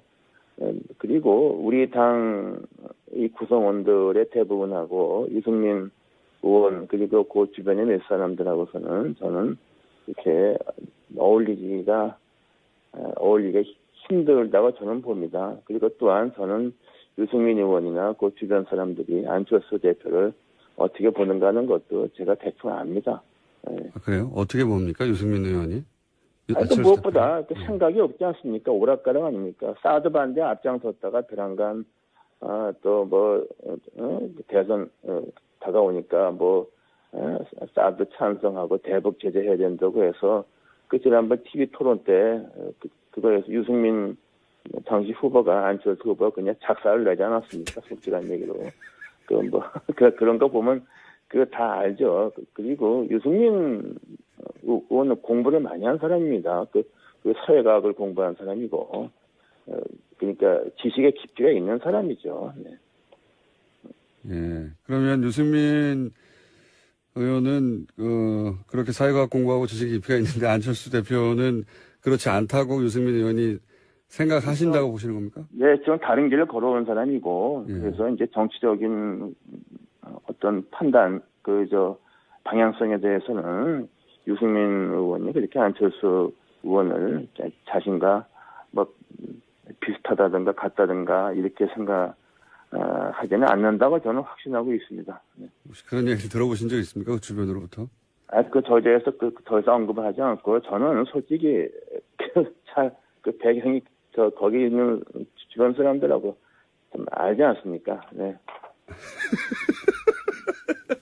왜 이렇게 웃어요? 예. 사석에서 나눈 이야기는 하실 수 없는데, 유승민 의원이 안철수 대표를 그렇게 높게 평가하지 않는다 이런 말씀이시네요, 요지는? 그건 우리 TV 토론 때 보지 않았습니까? 거기에 대해서 안철수 당시 후보 한마디도 못했잖아요, 반론을. 쩔쩔맸잖아요. 네. 그래서 이렇게 대선은 끝나버렸죠. 네. 그만 좀 하지만 웃어요. 네. 네. 그만 좀 괴롭히십시오 하는 유명한 어디도 그때 나왔죠. 예. 네. 그러면 바른정당은 지금 사실 예를 들어서 통합이 진행되면 원내 교섭 단체를 유지할 수 있으니까 바른정당은 그리고 또 이제 탈당하려는 분들에게 네. 그 국민의당과도 통합의 가능성이 있나 이렇게 이제 다시 한번 제고하는 효과를 얻을 수 있을 것 같은데 근데 국민의당에서 통합을 찬성하시는 분들은 어떤 이득을 얻을 수 있어서 찬성하시는 걸까요? 그걸 알 수가 없어요. 그렇게 해서 우리 40명이 그대로 있고 바른정당에서 의원이 한 10명 오면 50명 되고 그렇게 하면 시너지 효과가 난다고 생각하는데 아마 내분 때문에 같이 공멸할 겁니다. 그럼 저는 그런 일이 안 생긴다 보고 그리고 정당은 좀 있는 사람들이 스펙트럼이 있지 않습니까? 네. 우리가 바른정당 합치면은 이게 정당이 아닙니다. 이건 어쩌게 철학이 없고 또 더 중요한 것은 이게 이런 걸 생각하는 사람들이 지난번 대선에서 나왔던 반문연대 또는 비문연대 그것을 연상시키지 않습니까요? 저는 그 대단히 잘못됐다고 봅니다. 그리고 유승민 의원이 지향하는 개혁 보수는 지금 굉장히 어렵습니다. 그러나 이 어려운 것을 좀 참으면은 다음번 총선에서는 상당한 세력을 구축할 것으로 저는 생각하고 있습니다. 오히려 유승민 의원이 그냥 지금 당장 어렵다고 해서 그냥 섞어지게 하는 식으로 국민의당하고 합치면은 그 본인의 정치 생명은 저는 희망이 없다고 봅니다. 그럴 리가 없습니다. 근데 문제는 유승민 의원이 그렇게 아둔한 사람이 아닙니다. 아둔한 사람이 아닙니다.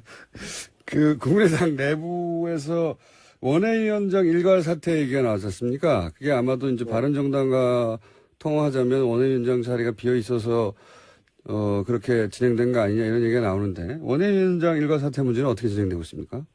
지금 제게 어저께 토론회 했는데 굉장히 반대하는 위원장들의 목소리가 훨씬 크고 당당했다고 그러죠.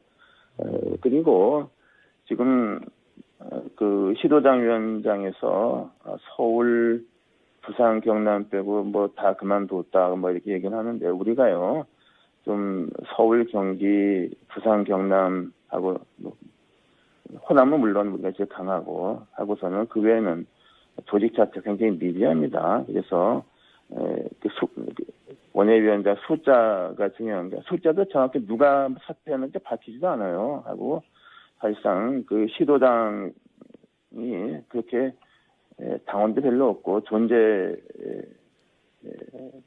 의미가 좀 취약한 데서 사퇴를 낸 것 같아요. 그리고 당원이 많고 당원 조직이 있는 위원장들은 다 사퇴 거부했습니다. 그래서 그거 보면은 그런 것도 대단히 잘못된 거죠. 그럴 이유가 없어요.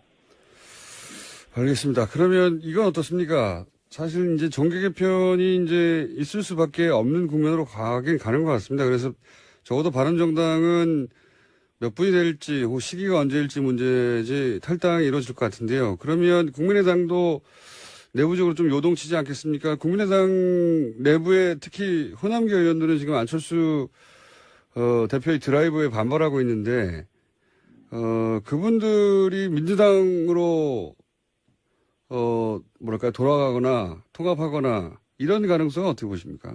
저는 뭐 그럴 가능성도 없다고 봅니다. 그리고 지금 현재 이게 평기풍파 아닙니까? 멀쩡하게 당이 대분란에 빠졌는데 그 책임은 무엇보다 안철수 대표와 그 주변에 안철수 쪽 인사라는데 뭐 누군지도 모르겠어요. 그래서 굉장히 지금 비판과 그런 격앙된 반대가 있죠. 그래서 아마 국감이 끝나게 되면은 아마 상당한 의원들이 안철수 체제를 더 이상 갈 수가 없다. 안철수가 갈 수가 없다. 뭐 이런 목소리가 분출될 것으로 저는 봅니다. 그래서 이거 그냥 멀쩡한 당원 갖다 분란에 빠뜨린 거 아닙니까? 저는 그렇게 봅니다.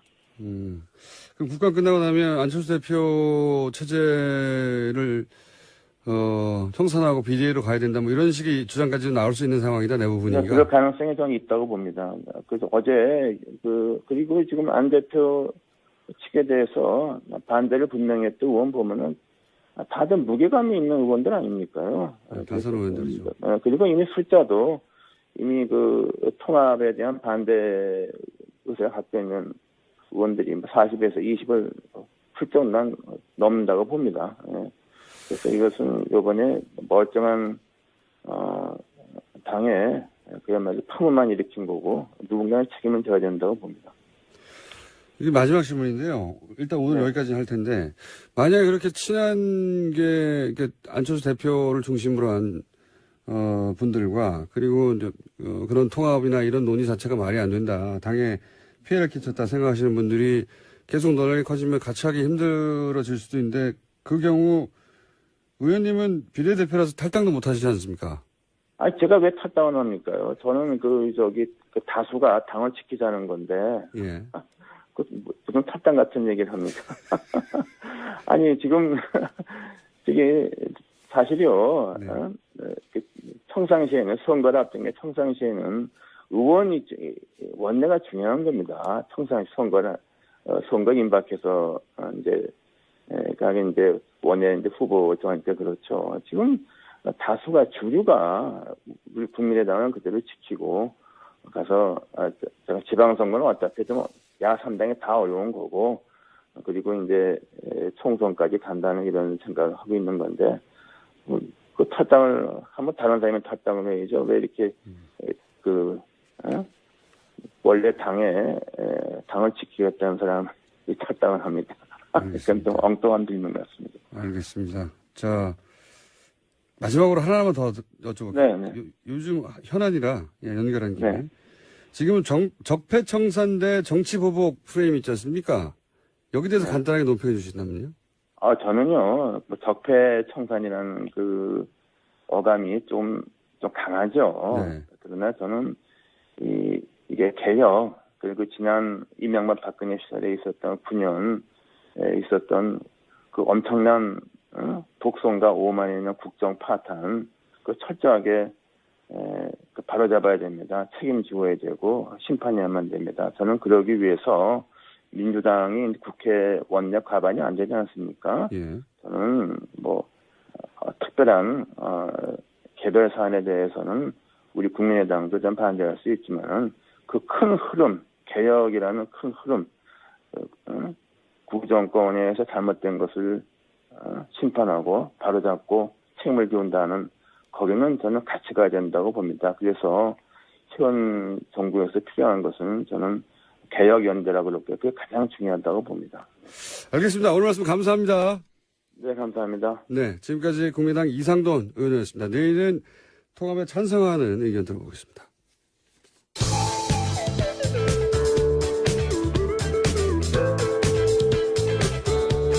상식이 통하는 세상을 만들고 싶은 시사 요정 김어준입니다.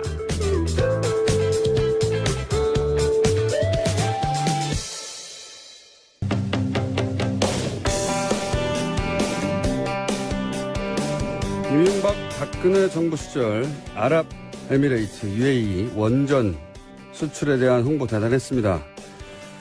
그런데 내용을 들여다보면 그게 아니었다라는 주장이 나왔습니다.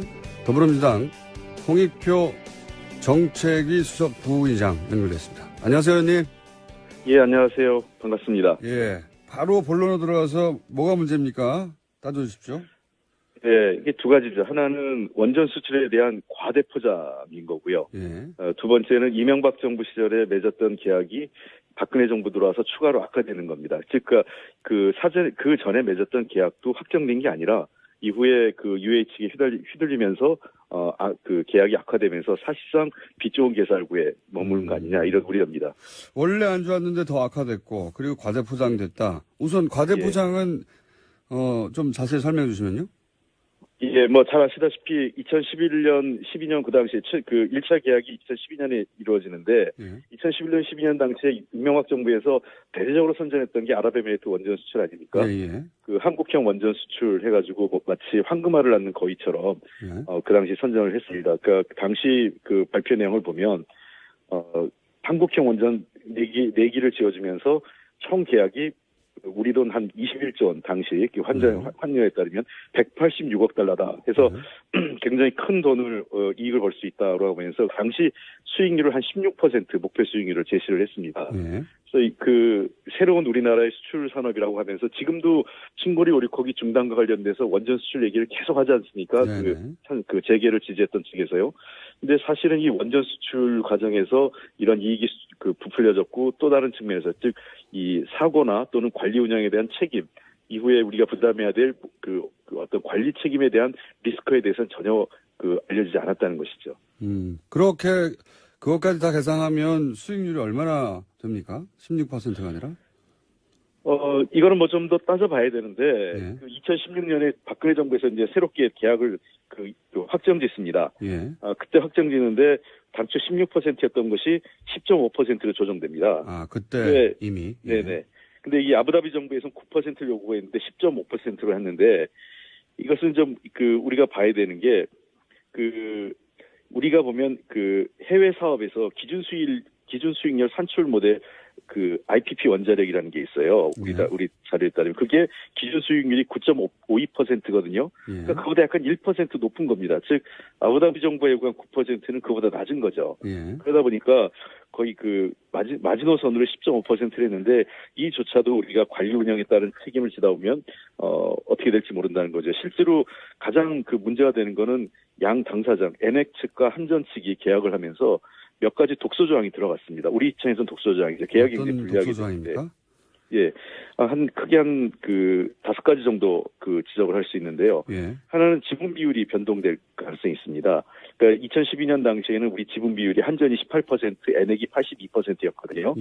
그래서 추가 자본 납입 시 초과 가능해서 우리가 예를 들면 추가 자본이 증자를 할 때 한전도 같이 해서 이 18%를 유지하거나 더 지분을 높일 수 있는데 2016년에는 한전 지분 한도를 18%로 상한을 했습니다. 그걸 넘어설 수 없고 이후에 증자에 따라서는 도리어 추가 사업주 영입을 하게 되면 증자를 하게 되거나 엔액이 할 수 있으면 18%로 줄어들게 되는 거죠, 지분이요.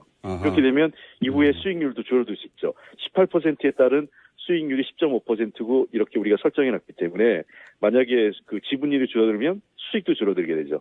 그러면은 UA 측에서 증자를 자체적으로 하고 그럴 경우에 우리가 따라갈 수 없게 돼 있다는 거죠, 지금. 그렇죠. 증자를. 우리는 추가 투자를 못 하는 거죠. 그러니까 우리는 맥시멈이 18%고 거기서 줄어들 가능성이 있다는 거죠. 증자하게 되면.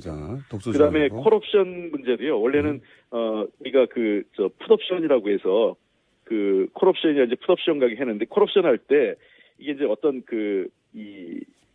이게 좀 복잡한 건데 엔액이 콜옵션과 풋옵션을 행사할 수 있습니다. 근데 그러니까 일정 가격이 됐을 때 사고 팔 수 있는 권한이거든요. 시간 기준 시점에서 그때 10% 프리미엄이 있는데 이 10% 프리미엄이 없어졌습니다. 아, 프리미엄 그냥 없었다.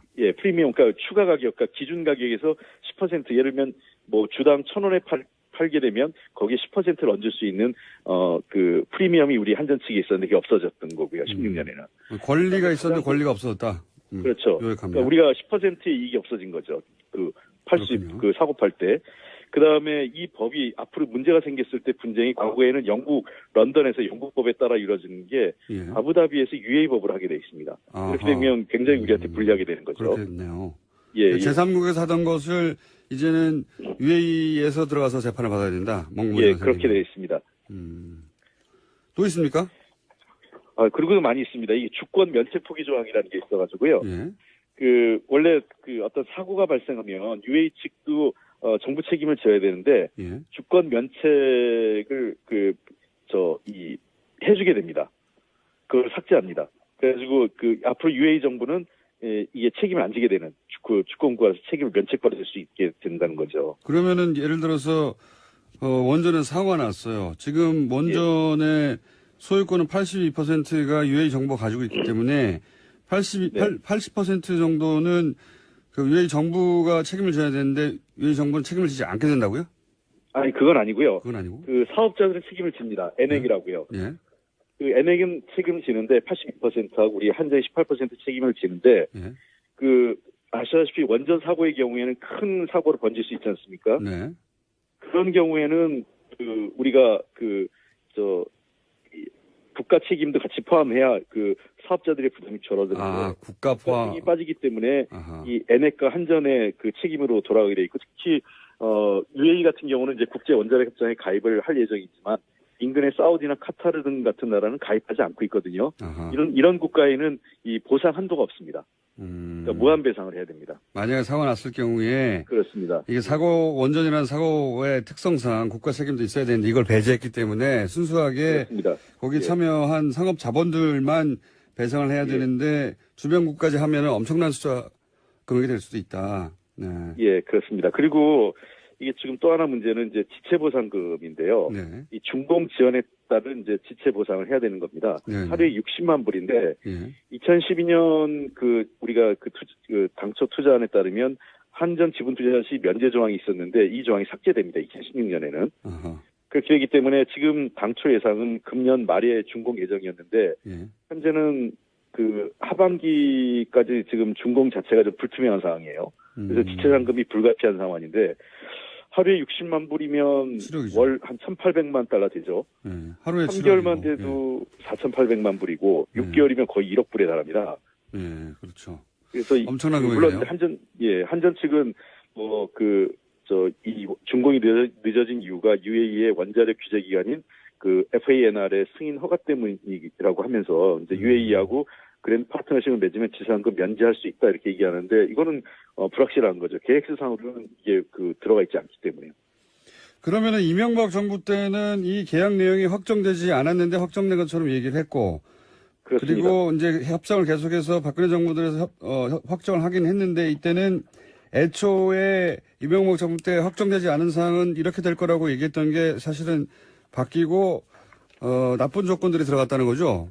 요약하면. 그렇습니다. 예. 그러니까 이게 당시 보면 한전 이사회에서 2016년 당시에 매우 우려합니다. 그러니까 여러 이사들이 이 투자에 대한 우려를 하고 있어요. 심지어 우리 잘 아시는 조정혁 전 의원 있지 않습니까? 예. 새누리당 의원했죠. 예. 이분도 이 우려를 해요.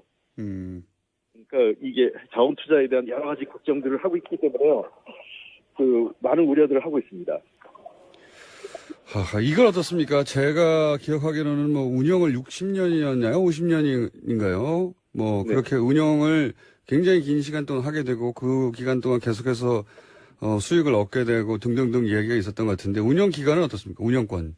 이 운영권도 우리가 당초 아는 거하고는 좀 다른 거죠. 당시에 우리가 장기간 하는 것으로 알고 있었지 않습니까? 예.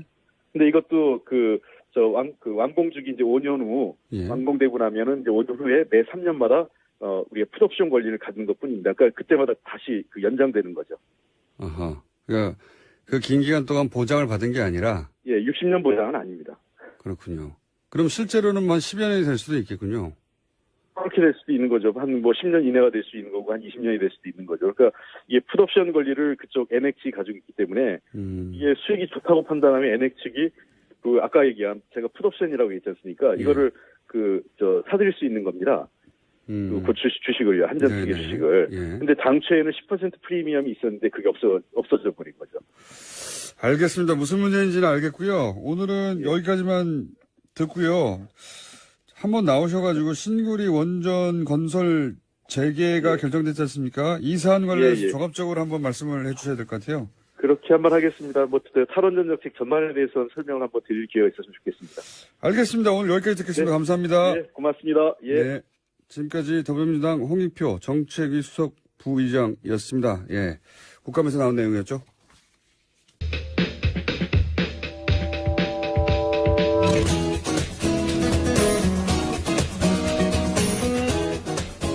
르몽드 디플로마티크 편집장이셨고 지금 편집위원이시고 인문결 연구소 아직 홈페이지도 없는 연구소의 소장님 임상훈 소장님 나오셨습니다. 안녕하십니까? 네, 안녕하십니까?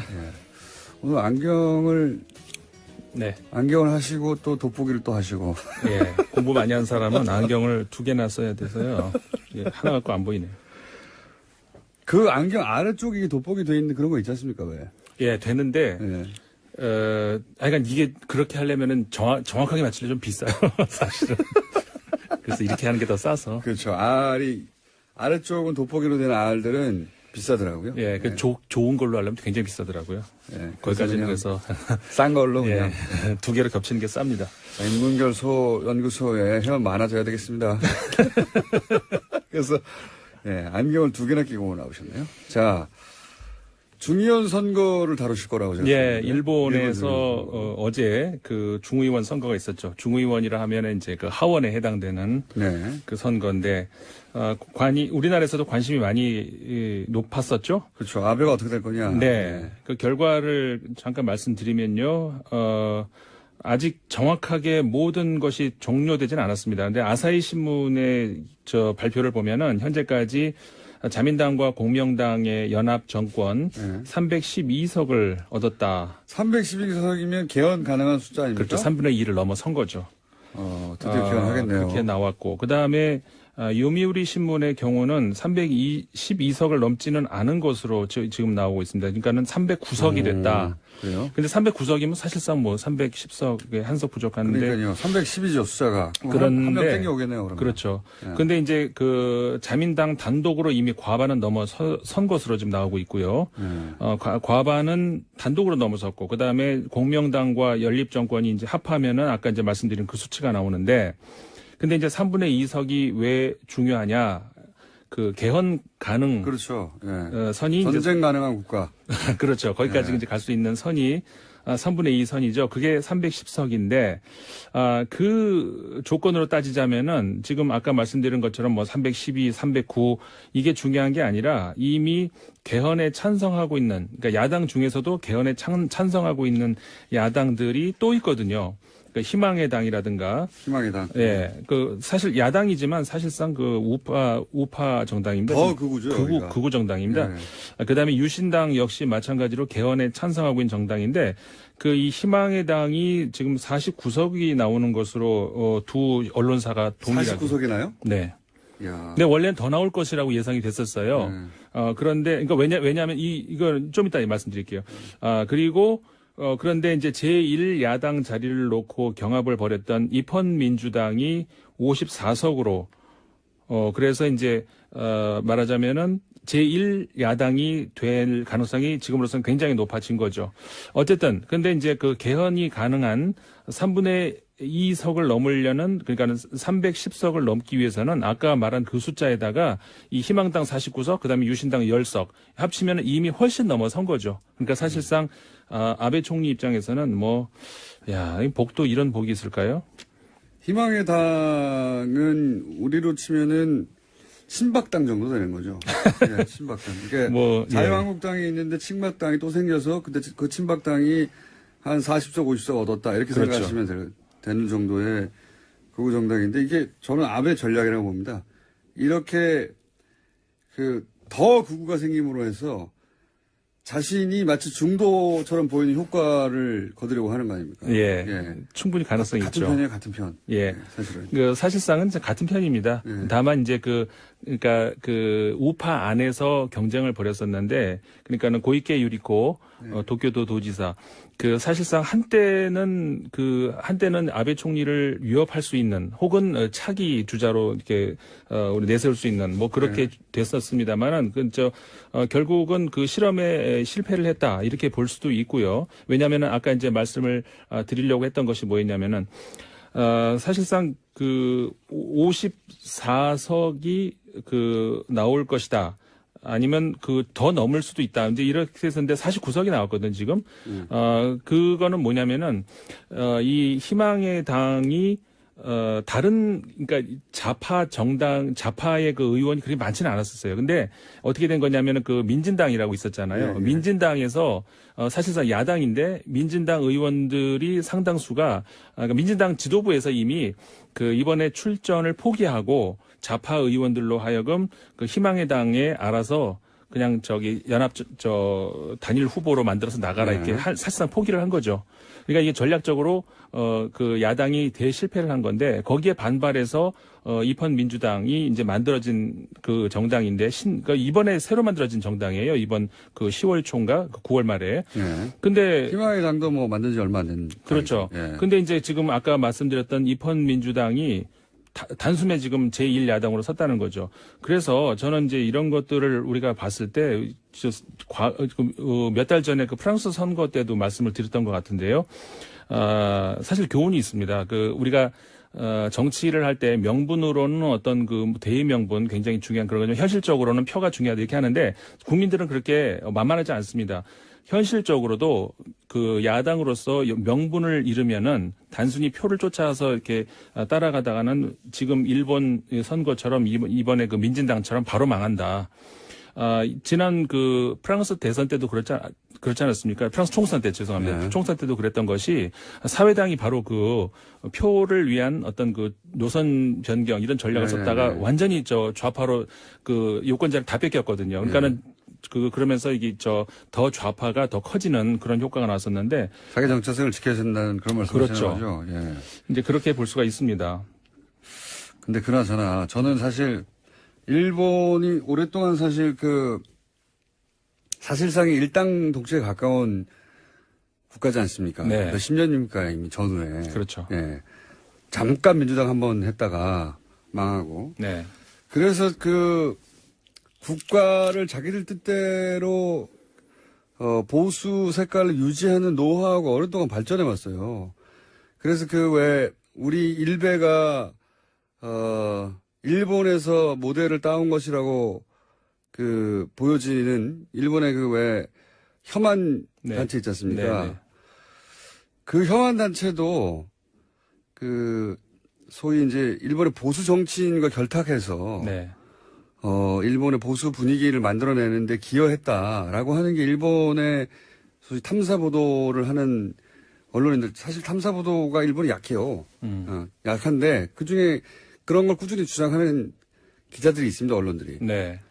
마찬가지로 이제 새로운 당들, 희망의 당이 뭐고, 아베가 자꾸 극우라고 공격을 중국으로부터 받고 또 한국으로부터 받다 보니까 자기보다 더 오른쪽의 세력을 은근히 키워주는 경향이 있어요. 혹은 크는 걸 방치하거나 일정 수준에서 다시 통제하는데 그러므로 해서 자신들이 정말 중간에 있는 것 같은 착시 효과를 불러일으키는 전략을 구사하는 가운데 이런 자잘한 정당들이 그래 봐야 얼마 안 되거든요. 몇십 석. 네. 그러니까 일종의 그 안전판 스펀지를 이제 깔아놓고 그 위에서 뛴다 이제 이 말씀인 것이죠. 그러니까 이 당들이 예를 들어 희망의 당이 40석, 50석 하고 제1당 나오고 해봐야 그래봐야 100석도 안 되고 다. 네네.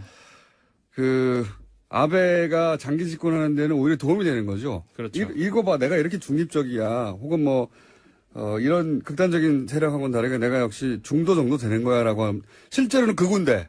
그렇죠. 극우에 극우가 나와가지고 그런 효과를 불러일으키고 있는 게 아니에요. 맞습니다. 아베 총리가 실질적으로 몇 년 전에도 이제 사실 그렇게 극우를 경계하는 그런 아주 전략적인 그 목소리를 냈었죠. 자기가 극우면서. 공장장 말씀이 적절한 것 같아요.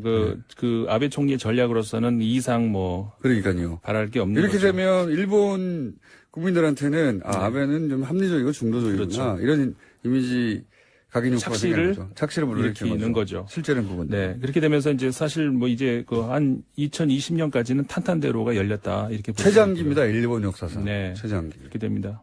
이 참 그 여러 가지 그 사이에 그 여러 가지 장애물이 있었잖아요. 예. 돌불이 걸려 넘어지고 사학 스캔들 뭐. 스캔들 있었고 그렇음에도 불구하고 이렇게 되는 것이 역시 그 지금 말씀하셨습니다마는 그 일본의 이 지리멸렬한 야권 그다음에 이제 최근 아까 말씀드린 그런 그 전략적인 대실패 이거는 전략이라고 할 것은 대의명분 국민들이 그렇게 호락호락 그렇게 넘어가지 않는다는 거 그런 걸 다시 한번 보여주는 것이고 그런 면에서 봤을 때 뭐 거의 뭐 이제 황제급의 지금 뭐 그 지위에 시진핑하고 거의 비슷하게 황제급이 됐죠. 이 한반도를 둘러싸고 양쪽에서 거의 황제 같은 근데 이런 거를 두고 그 우리 국내 일각에서는 굉장히 우려스러운 그런 목소리가 나오더라고요. 네. 스트롱맨밖에 없다. 사강님 전부 뭐 트럼프 뭐 시진핑, 아베 예. 저기 푸틴 전부 다.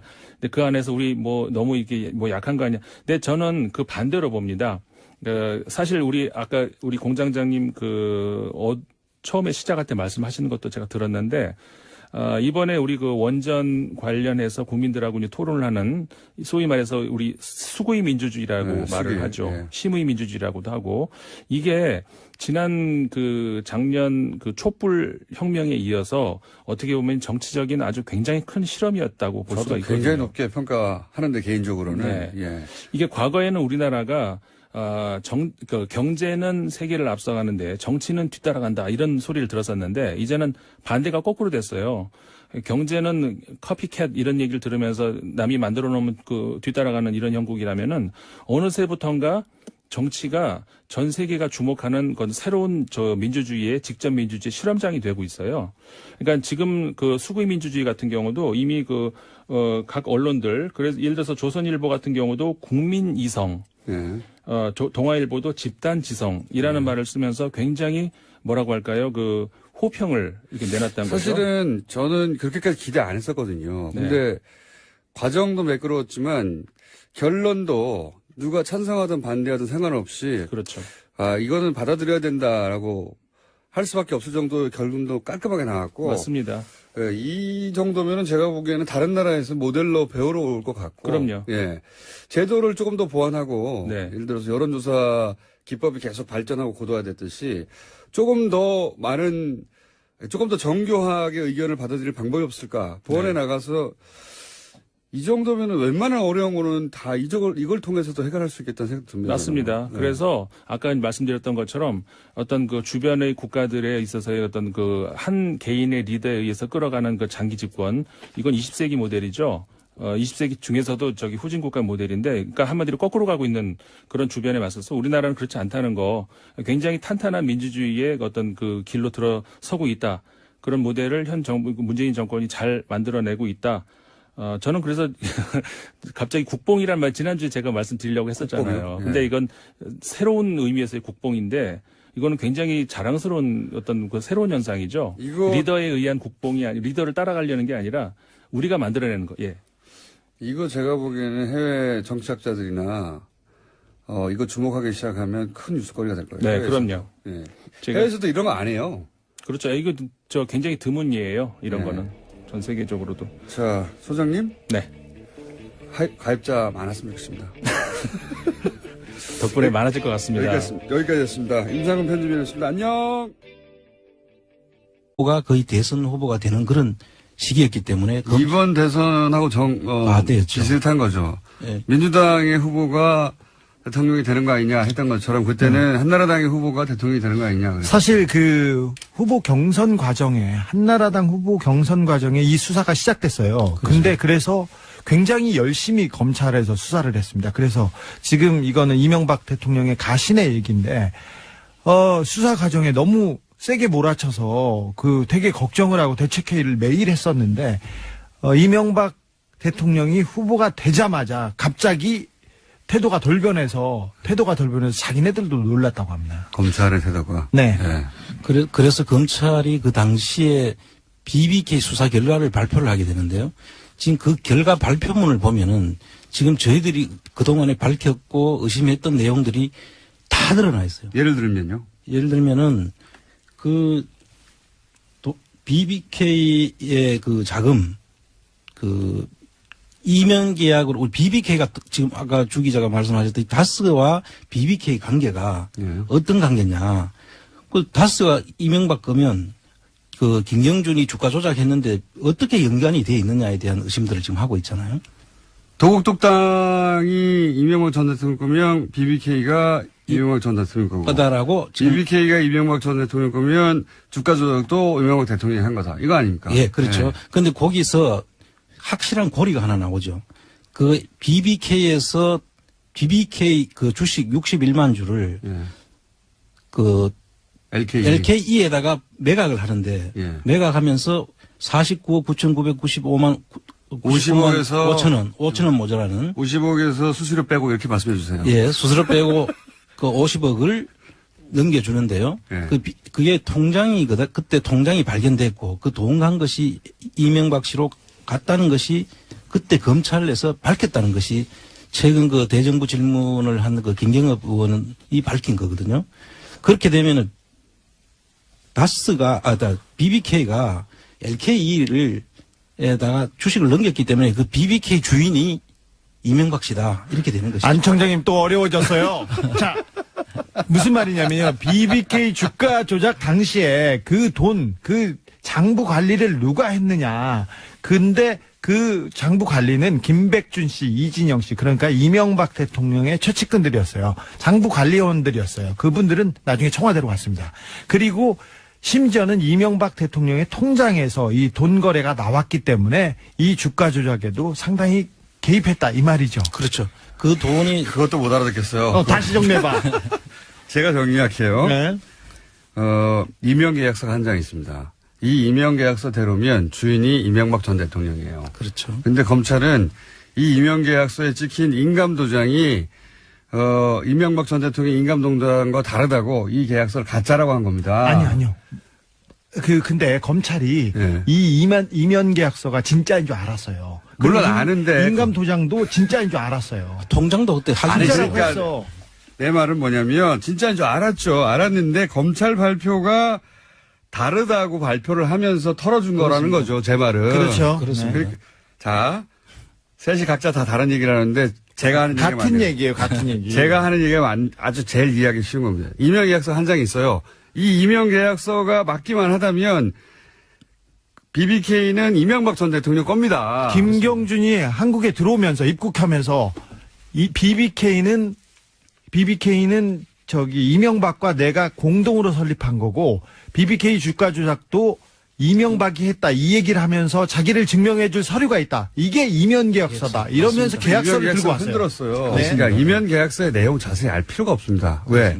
그들끼리 복잡한 계약이기 때문에 알 필요가 없고 핵심은 뭐냐? 이게 맞으면 주인이 이명박 전 대통령이 되는 거예요. 예? 더 핵심은 검찰이 그 사실을 이미 그때 알고 있었다는 거예요. 알고 있었는지 모르고 있었는지는 이제 수사를 해봐야 되는데 우리는 알고 있을 거라고 생각하는 거고요. 근데 검찰은 도장이 다르다고 가짜라고 해버린 겁니다.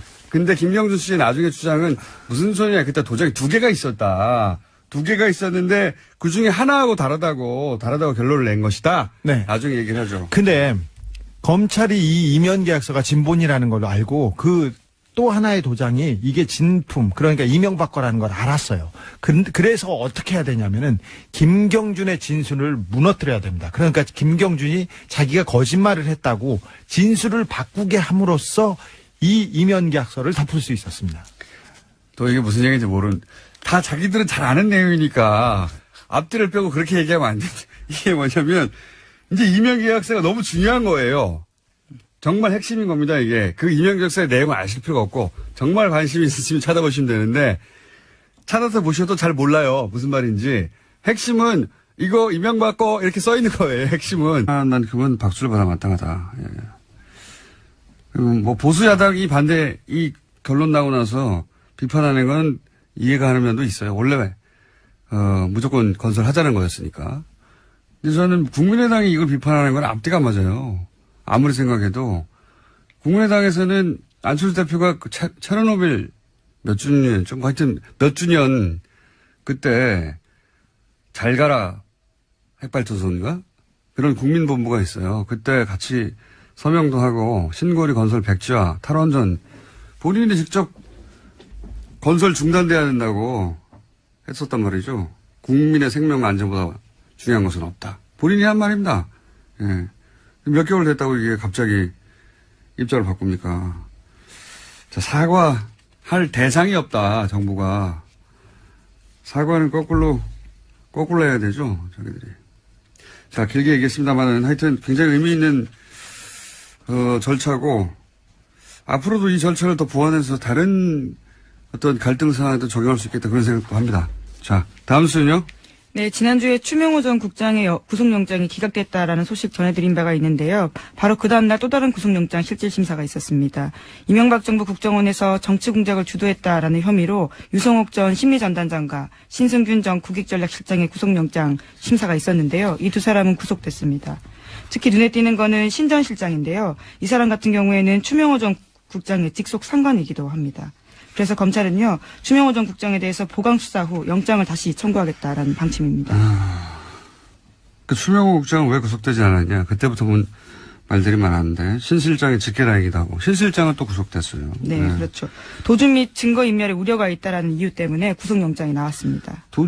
이게 증거인멸의 끝판왕이 국정원이잖아요. 끝판왕이에요. 진술 조작하고 굉장히 아예 다 없애버리고 계속 나오고 있습니다. 그런 정황들이요. 지난 댓글 공작 수사 때도 아예 가짜 사무실을 만들었다는 거 아닙니까? 네, 어제 JTBC가 내용을 보도했었는데요. 네. 검찰이 압수수색한 곳이 아예 가짜 사무실이었다라는 겁니다. 가져간 서류도 가짜였고요. 그러니까 세트를 만들고 세트. 예, 트루먼쇼 같은 장면이 네, 세트 만들어 놓고 그 안에 가짜 서류 잔뜩 박아 놓고 캐비넷에도 가짜 서류 집어넣어 놓고 가짜 서류의 내용은 뭐냐? 대북 활동을 한 것처럼 만들어 놨다는 거 아닙니까? 자신들의 활동이 적절했다라는 취지. 네, 그래서 사무실을 통째로 세트로 만든 거 이거는 말이죠. 다른 곳에서는 못하는 겁니다. 상상을. 거기서는 지우고 없애고 하는 거죠. 여기는 사무실을 새로 지어버린 거 아니에요. 만들어가지고 거기다가 잔뜩 가짜 서류를 만들어 놓고 여기를 압수수색하라고 한 거 아니에요. 그러니까 검찰이 압수한 모든 서류가 가짜인 거예요. 이제 정말 황당한 일인데요.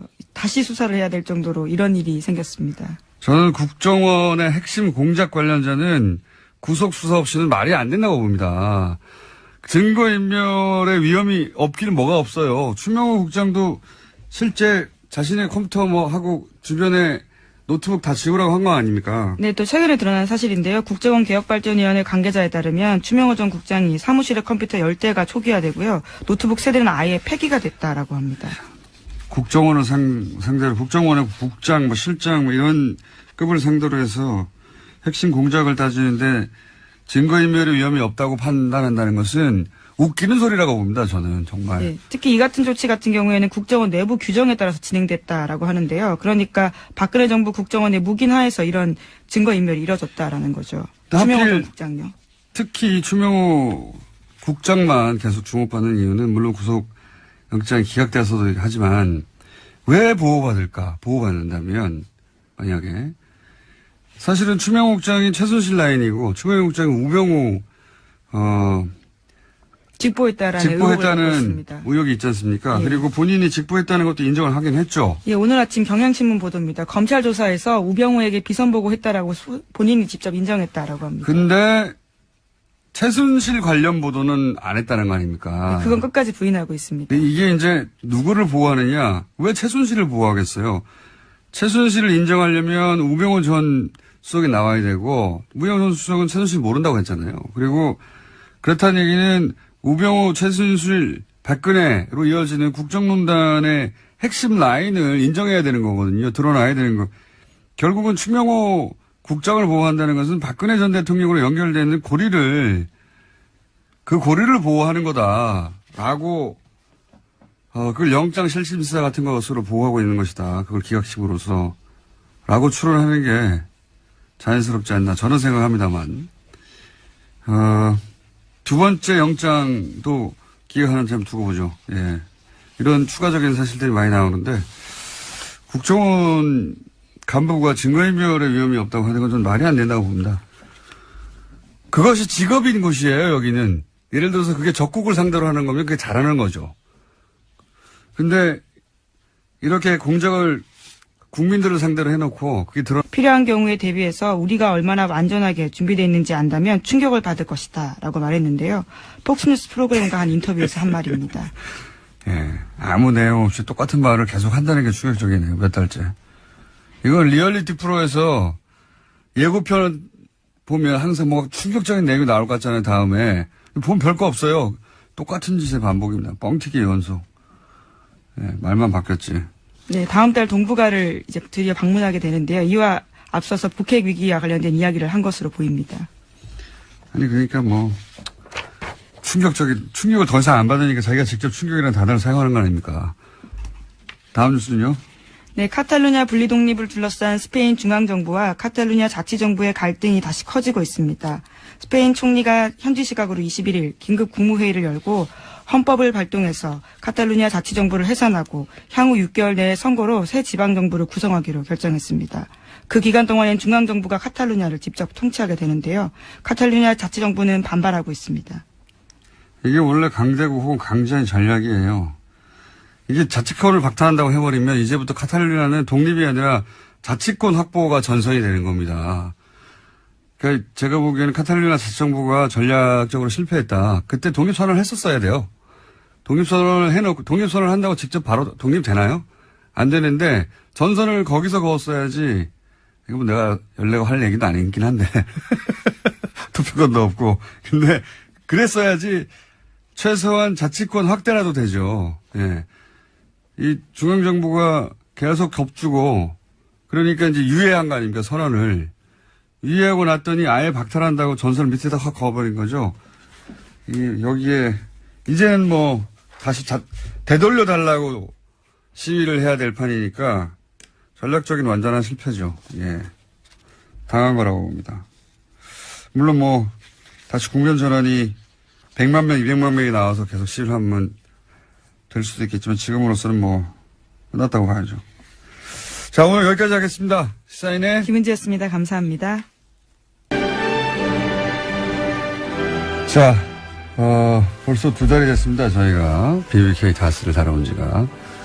드디어 이제 거의 모든 국민들이 다스 누굽니까를 알고 있고, 개그 프로그램에서도 나왔다고 합니다. 다스 누굽니까? 다스 누굽니까는 저희 방송을 계속 들어오신 분들은 그 답을 알 텐데. 자, 주진우 기자, 안홍구 청장님 나오셨습니다. 안녕하십니까? 안녕하십니까? 안녕하십니까? 네. 목소리로 이제 구분하시고요, 두 분을. 지난 시간에 저희가 본론을 들어가려고 하다가 실패한 이야기를 이어서 오늘 해야 될 것 같아요.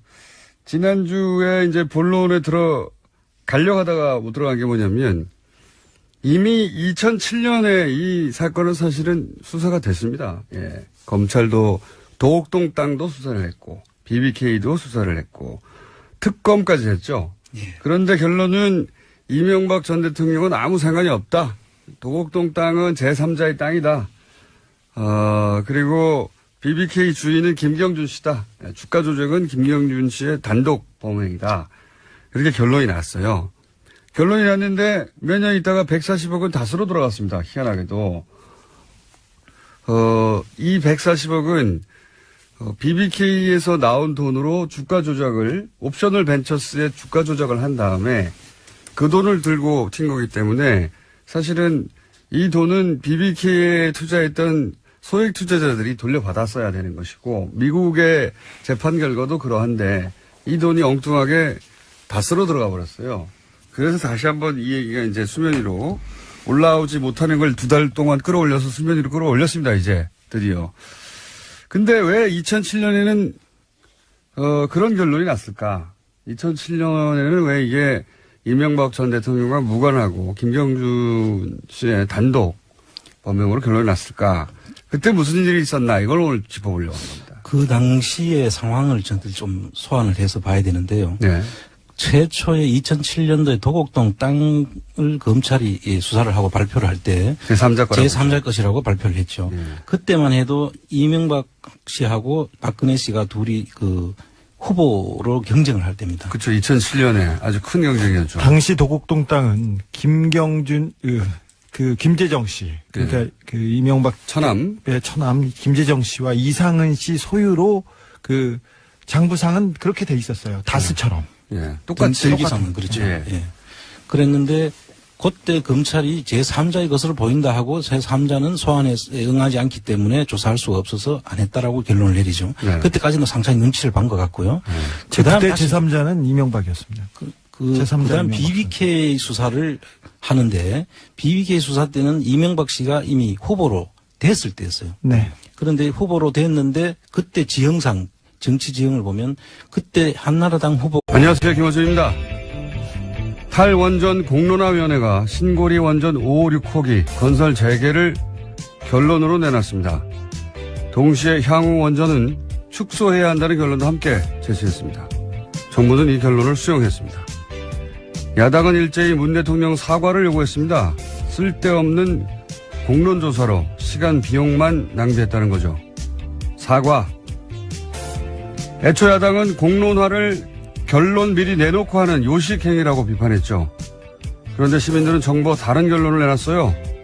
요식행위가 아니었던 겁니다. 그러니까 사과는 짜고 치는 고스톱이라고 비난했던 사람들이 해야 하는 거죠. 또 대통령 뜻이라며 마구 밀어붙였던 4대강 자원외교 결과 어떻습니까? 그로 인해 막대한 국고 손실을 국가에 떠넘긴 사람들은 그때 우리도 이런 과정을 거쳤어야 했다고 국민들 앞에 사과를 해야 하는 겁니다. 안철수 대표도 마찬가지입니다. 본인 대선 공약도 탈원전에 신고리 건설 백지화 아니었습니까?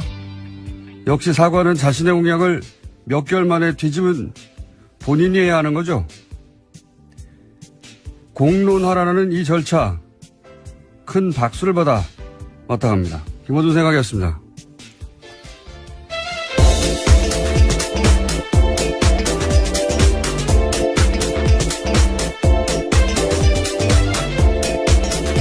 시사인의 김은지입니다. 다스 누구 겁니까? 누구 겁니까? 자, 저는 이 공론화위원회가 건설 중단을 결론을 낼 줄 알았어요. 예. 아무래도 대통령 공약이었기 때문에요. 네네. 그렇게 이렇게 전망되는 바도 컸었습니다. 게다가 좀 재밌는 것은 이 공론화위원회 발표 이후에 원전 건설, 추가 건설은 중단해야 된다는 여론이 훨씬 높아졌어요. 굉장한 실험이었어요, 제가 보기에는. 예, 정말 새롭고 신기한 실험이었는데요. 의미 있는 또 과정이었습니다. 결과를 잠깐 정리해 주세요. 네, 신고리 5, 6호기 공론화위원회가 지난 20일에 건설 재개 권고안을 담은 최종 권고안을 발표했습니다. 최종 조사 결과에서는 건설 재개가 59.5%, 건설 중단이 40.5%였고요. 그래서 최종 결과는 19%포인트 차이가 났습니다. 그러니까 5, 6호기는 건설을 재개하되 이미 공정이 진행됐으니까 그러나 추가 건설은 하지 말자.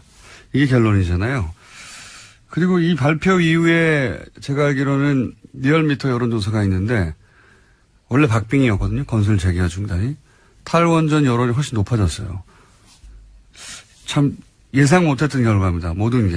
예. 그리고 이 실험 자체가 가지는 의미가 굉장히 큰 게 그동안 우리가 대의민주주의라고 했거든요. 그러니까 동네마다 의원실 하나 뽑아가지고 나 대신해서 대의해서 법을 만들고 시스템을 운영하는. 이번에는 선출직 하나도 없이 다 스스로 공부하고 다 스스로 질문하고 판단해서 시민들이 정책을 결정한 거거든요. 이런 제도는 스위스를 직접민주주의라고 하는데 말이 직접민주주의죠. 거기 있는 칸톤이라고 그러죠. 그 주에서 실제 그 광장에 모여가지고 직접 의사결정을 하는 주는 하나밖에 없어요.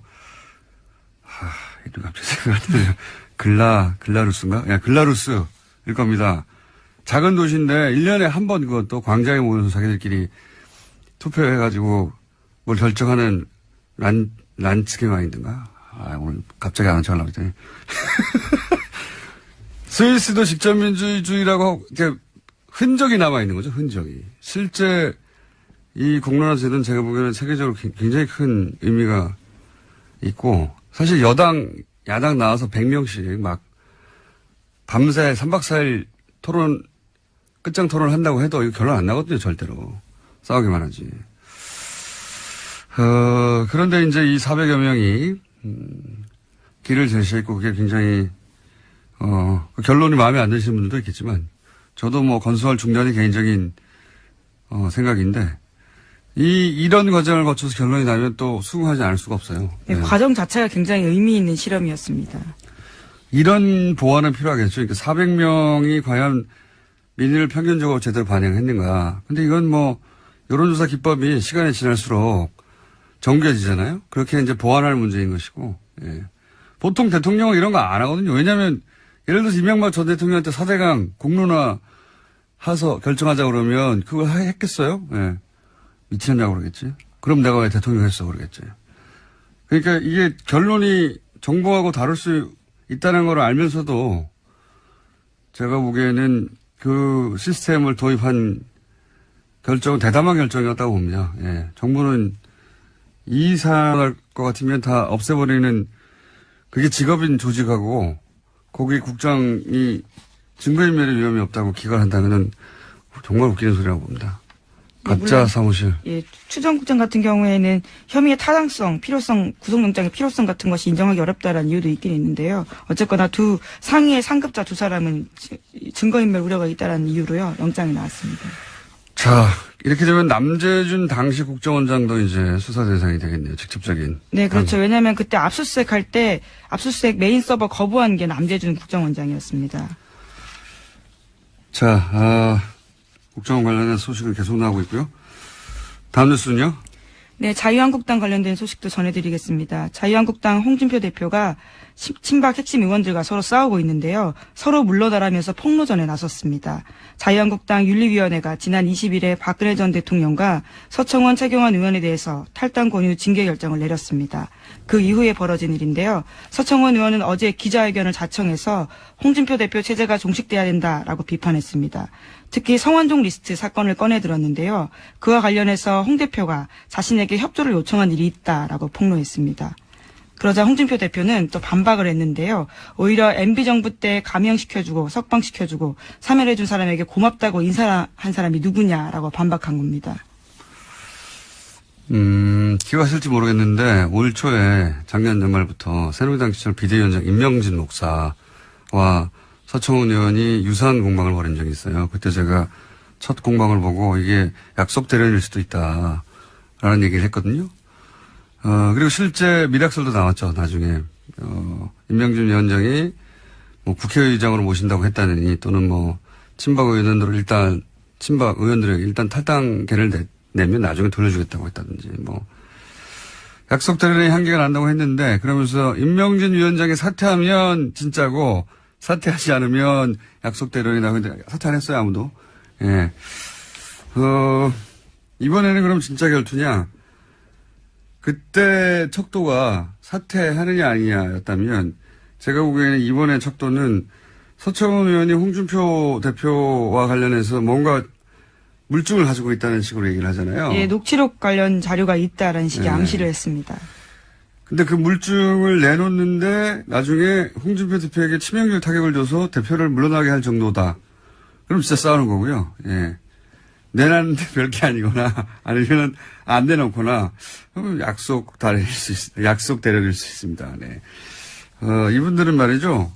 퍼포먼스의 달인들이기 때문에 예, 그 앞에서 몇 마디 하는 거 가지고 어제 하루 종일 뉴스가 됐던데 그저께도 그것만 가지고 판단할 수가 없어요. 이분들은 속이 아주 깊은 분들입니다. 그래서 저는 그런 의구심을 걷지 않은 채 예, 지켜보겠습니다. 네, 성완종 리스트 사건은 지금 대법원 판결 앞두고 있는데요. 새로운 증거가 나오게 된다면 또 2심에서 무죄 나온 부분들에 대해서 굉장히 주목되는 증거일 수 있습니다. 뭐 특별한 물증이 아니라 그냥 다 아는 얘기 정도 나오면 약속 대련의 향기를 맞출 수도 있을 것이다. 예. 그런 생각도 합니다, 저는. 자, 뉴스를 한 두세 개 정도밖에 못 다루겠네요. 오늘 네. 좀 일찍 이야기를 했습니다. 다음 뉴스는 뭡니까? 네, 일본 중의원 선거가 치러졌습니다. 출구조사에서 집권 자민당이 압승할 것으로 예측됐습니다. 출구조사에서 집권 자민당은 전체 절반이 넘는 의석을 확보하며 압승할 것으로 예측되고 있고요. 또 연립 여당인 공명당과 합하며 개헌 가능한 선까지 육박할 것으로 예측되고 있습니다. 북한 미사일 장사 잘하고 있다고 제가 그랬었는데, 예. 그때도 얘기 드렸지 않습니까? 미사일 다 지나갔는데, 아직도 거기 들어가 있으라 그러고, 미사일은 뭐 600km 위에서 날아가서 떨어졌는데도 불구하고, 피신하라고 하고, 예. 장사 잘했죠. 원래 전 세계 극우는 다 이런 식으로 장사해요. 예. 근데 이제 북한 장사의 이 선거가 그 결과다라고 일본 시민들을 한심해 할 수 있는데, 우리도 몇십 년간 그래왔어요, 몇십 년간. 예. 공포 마케팅 이러고. 어쨌든 이렇게 되면 이제 전쟁할 수 있는 국가로 가려고 하겠네요. 아베가 원하는 바고, 저는 미국도 묵인하고 있다고 봅니다. 예. 네, 헌법의 자위대를 명기하겠다라는 이야기를 계속해서 선거 기간 동안 일본이 해왔었습니다. 전쟁할 수 있는 국가가 되고, 그렇게 해서 중국을 견제한다. 이게 이제 미국의 생각인 것 같아요. 그렇지 않다면 진작에 여러 가지 방식의 제어를 했겠죠. 예. 수수방관하고 있는 거죠. 예. 우리한테는 그러니까 좋은 게 아니에요, 전혀. 미국을 그 일방적인 우방으로만 생각할 게 아니라 미국이 동북아에서 어떤 전략을 가지고 있고 우리는 어떻게 활용하고 일본은 어떻게 활용하는지 봐야지. 맨날 미국 얘기만 하면 뭐합니까? 예. 자, 다음 뉴스는 또 뭡니까? 네, 도널드 트럼프 미국 대통령이 대북 대응과 관련한 인터뷰를 또 했습니다.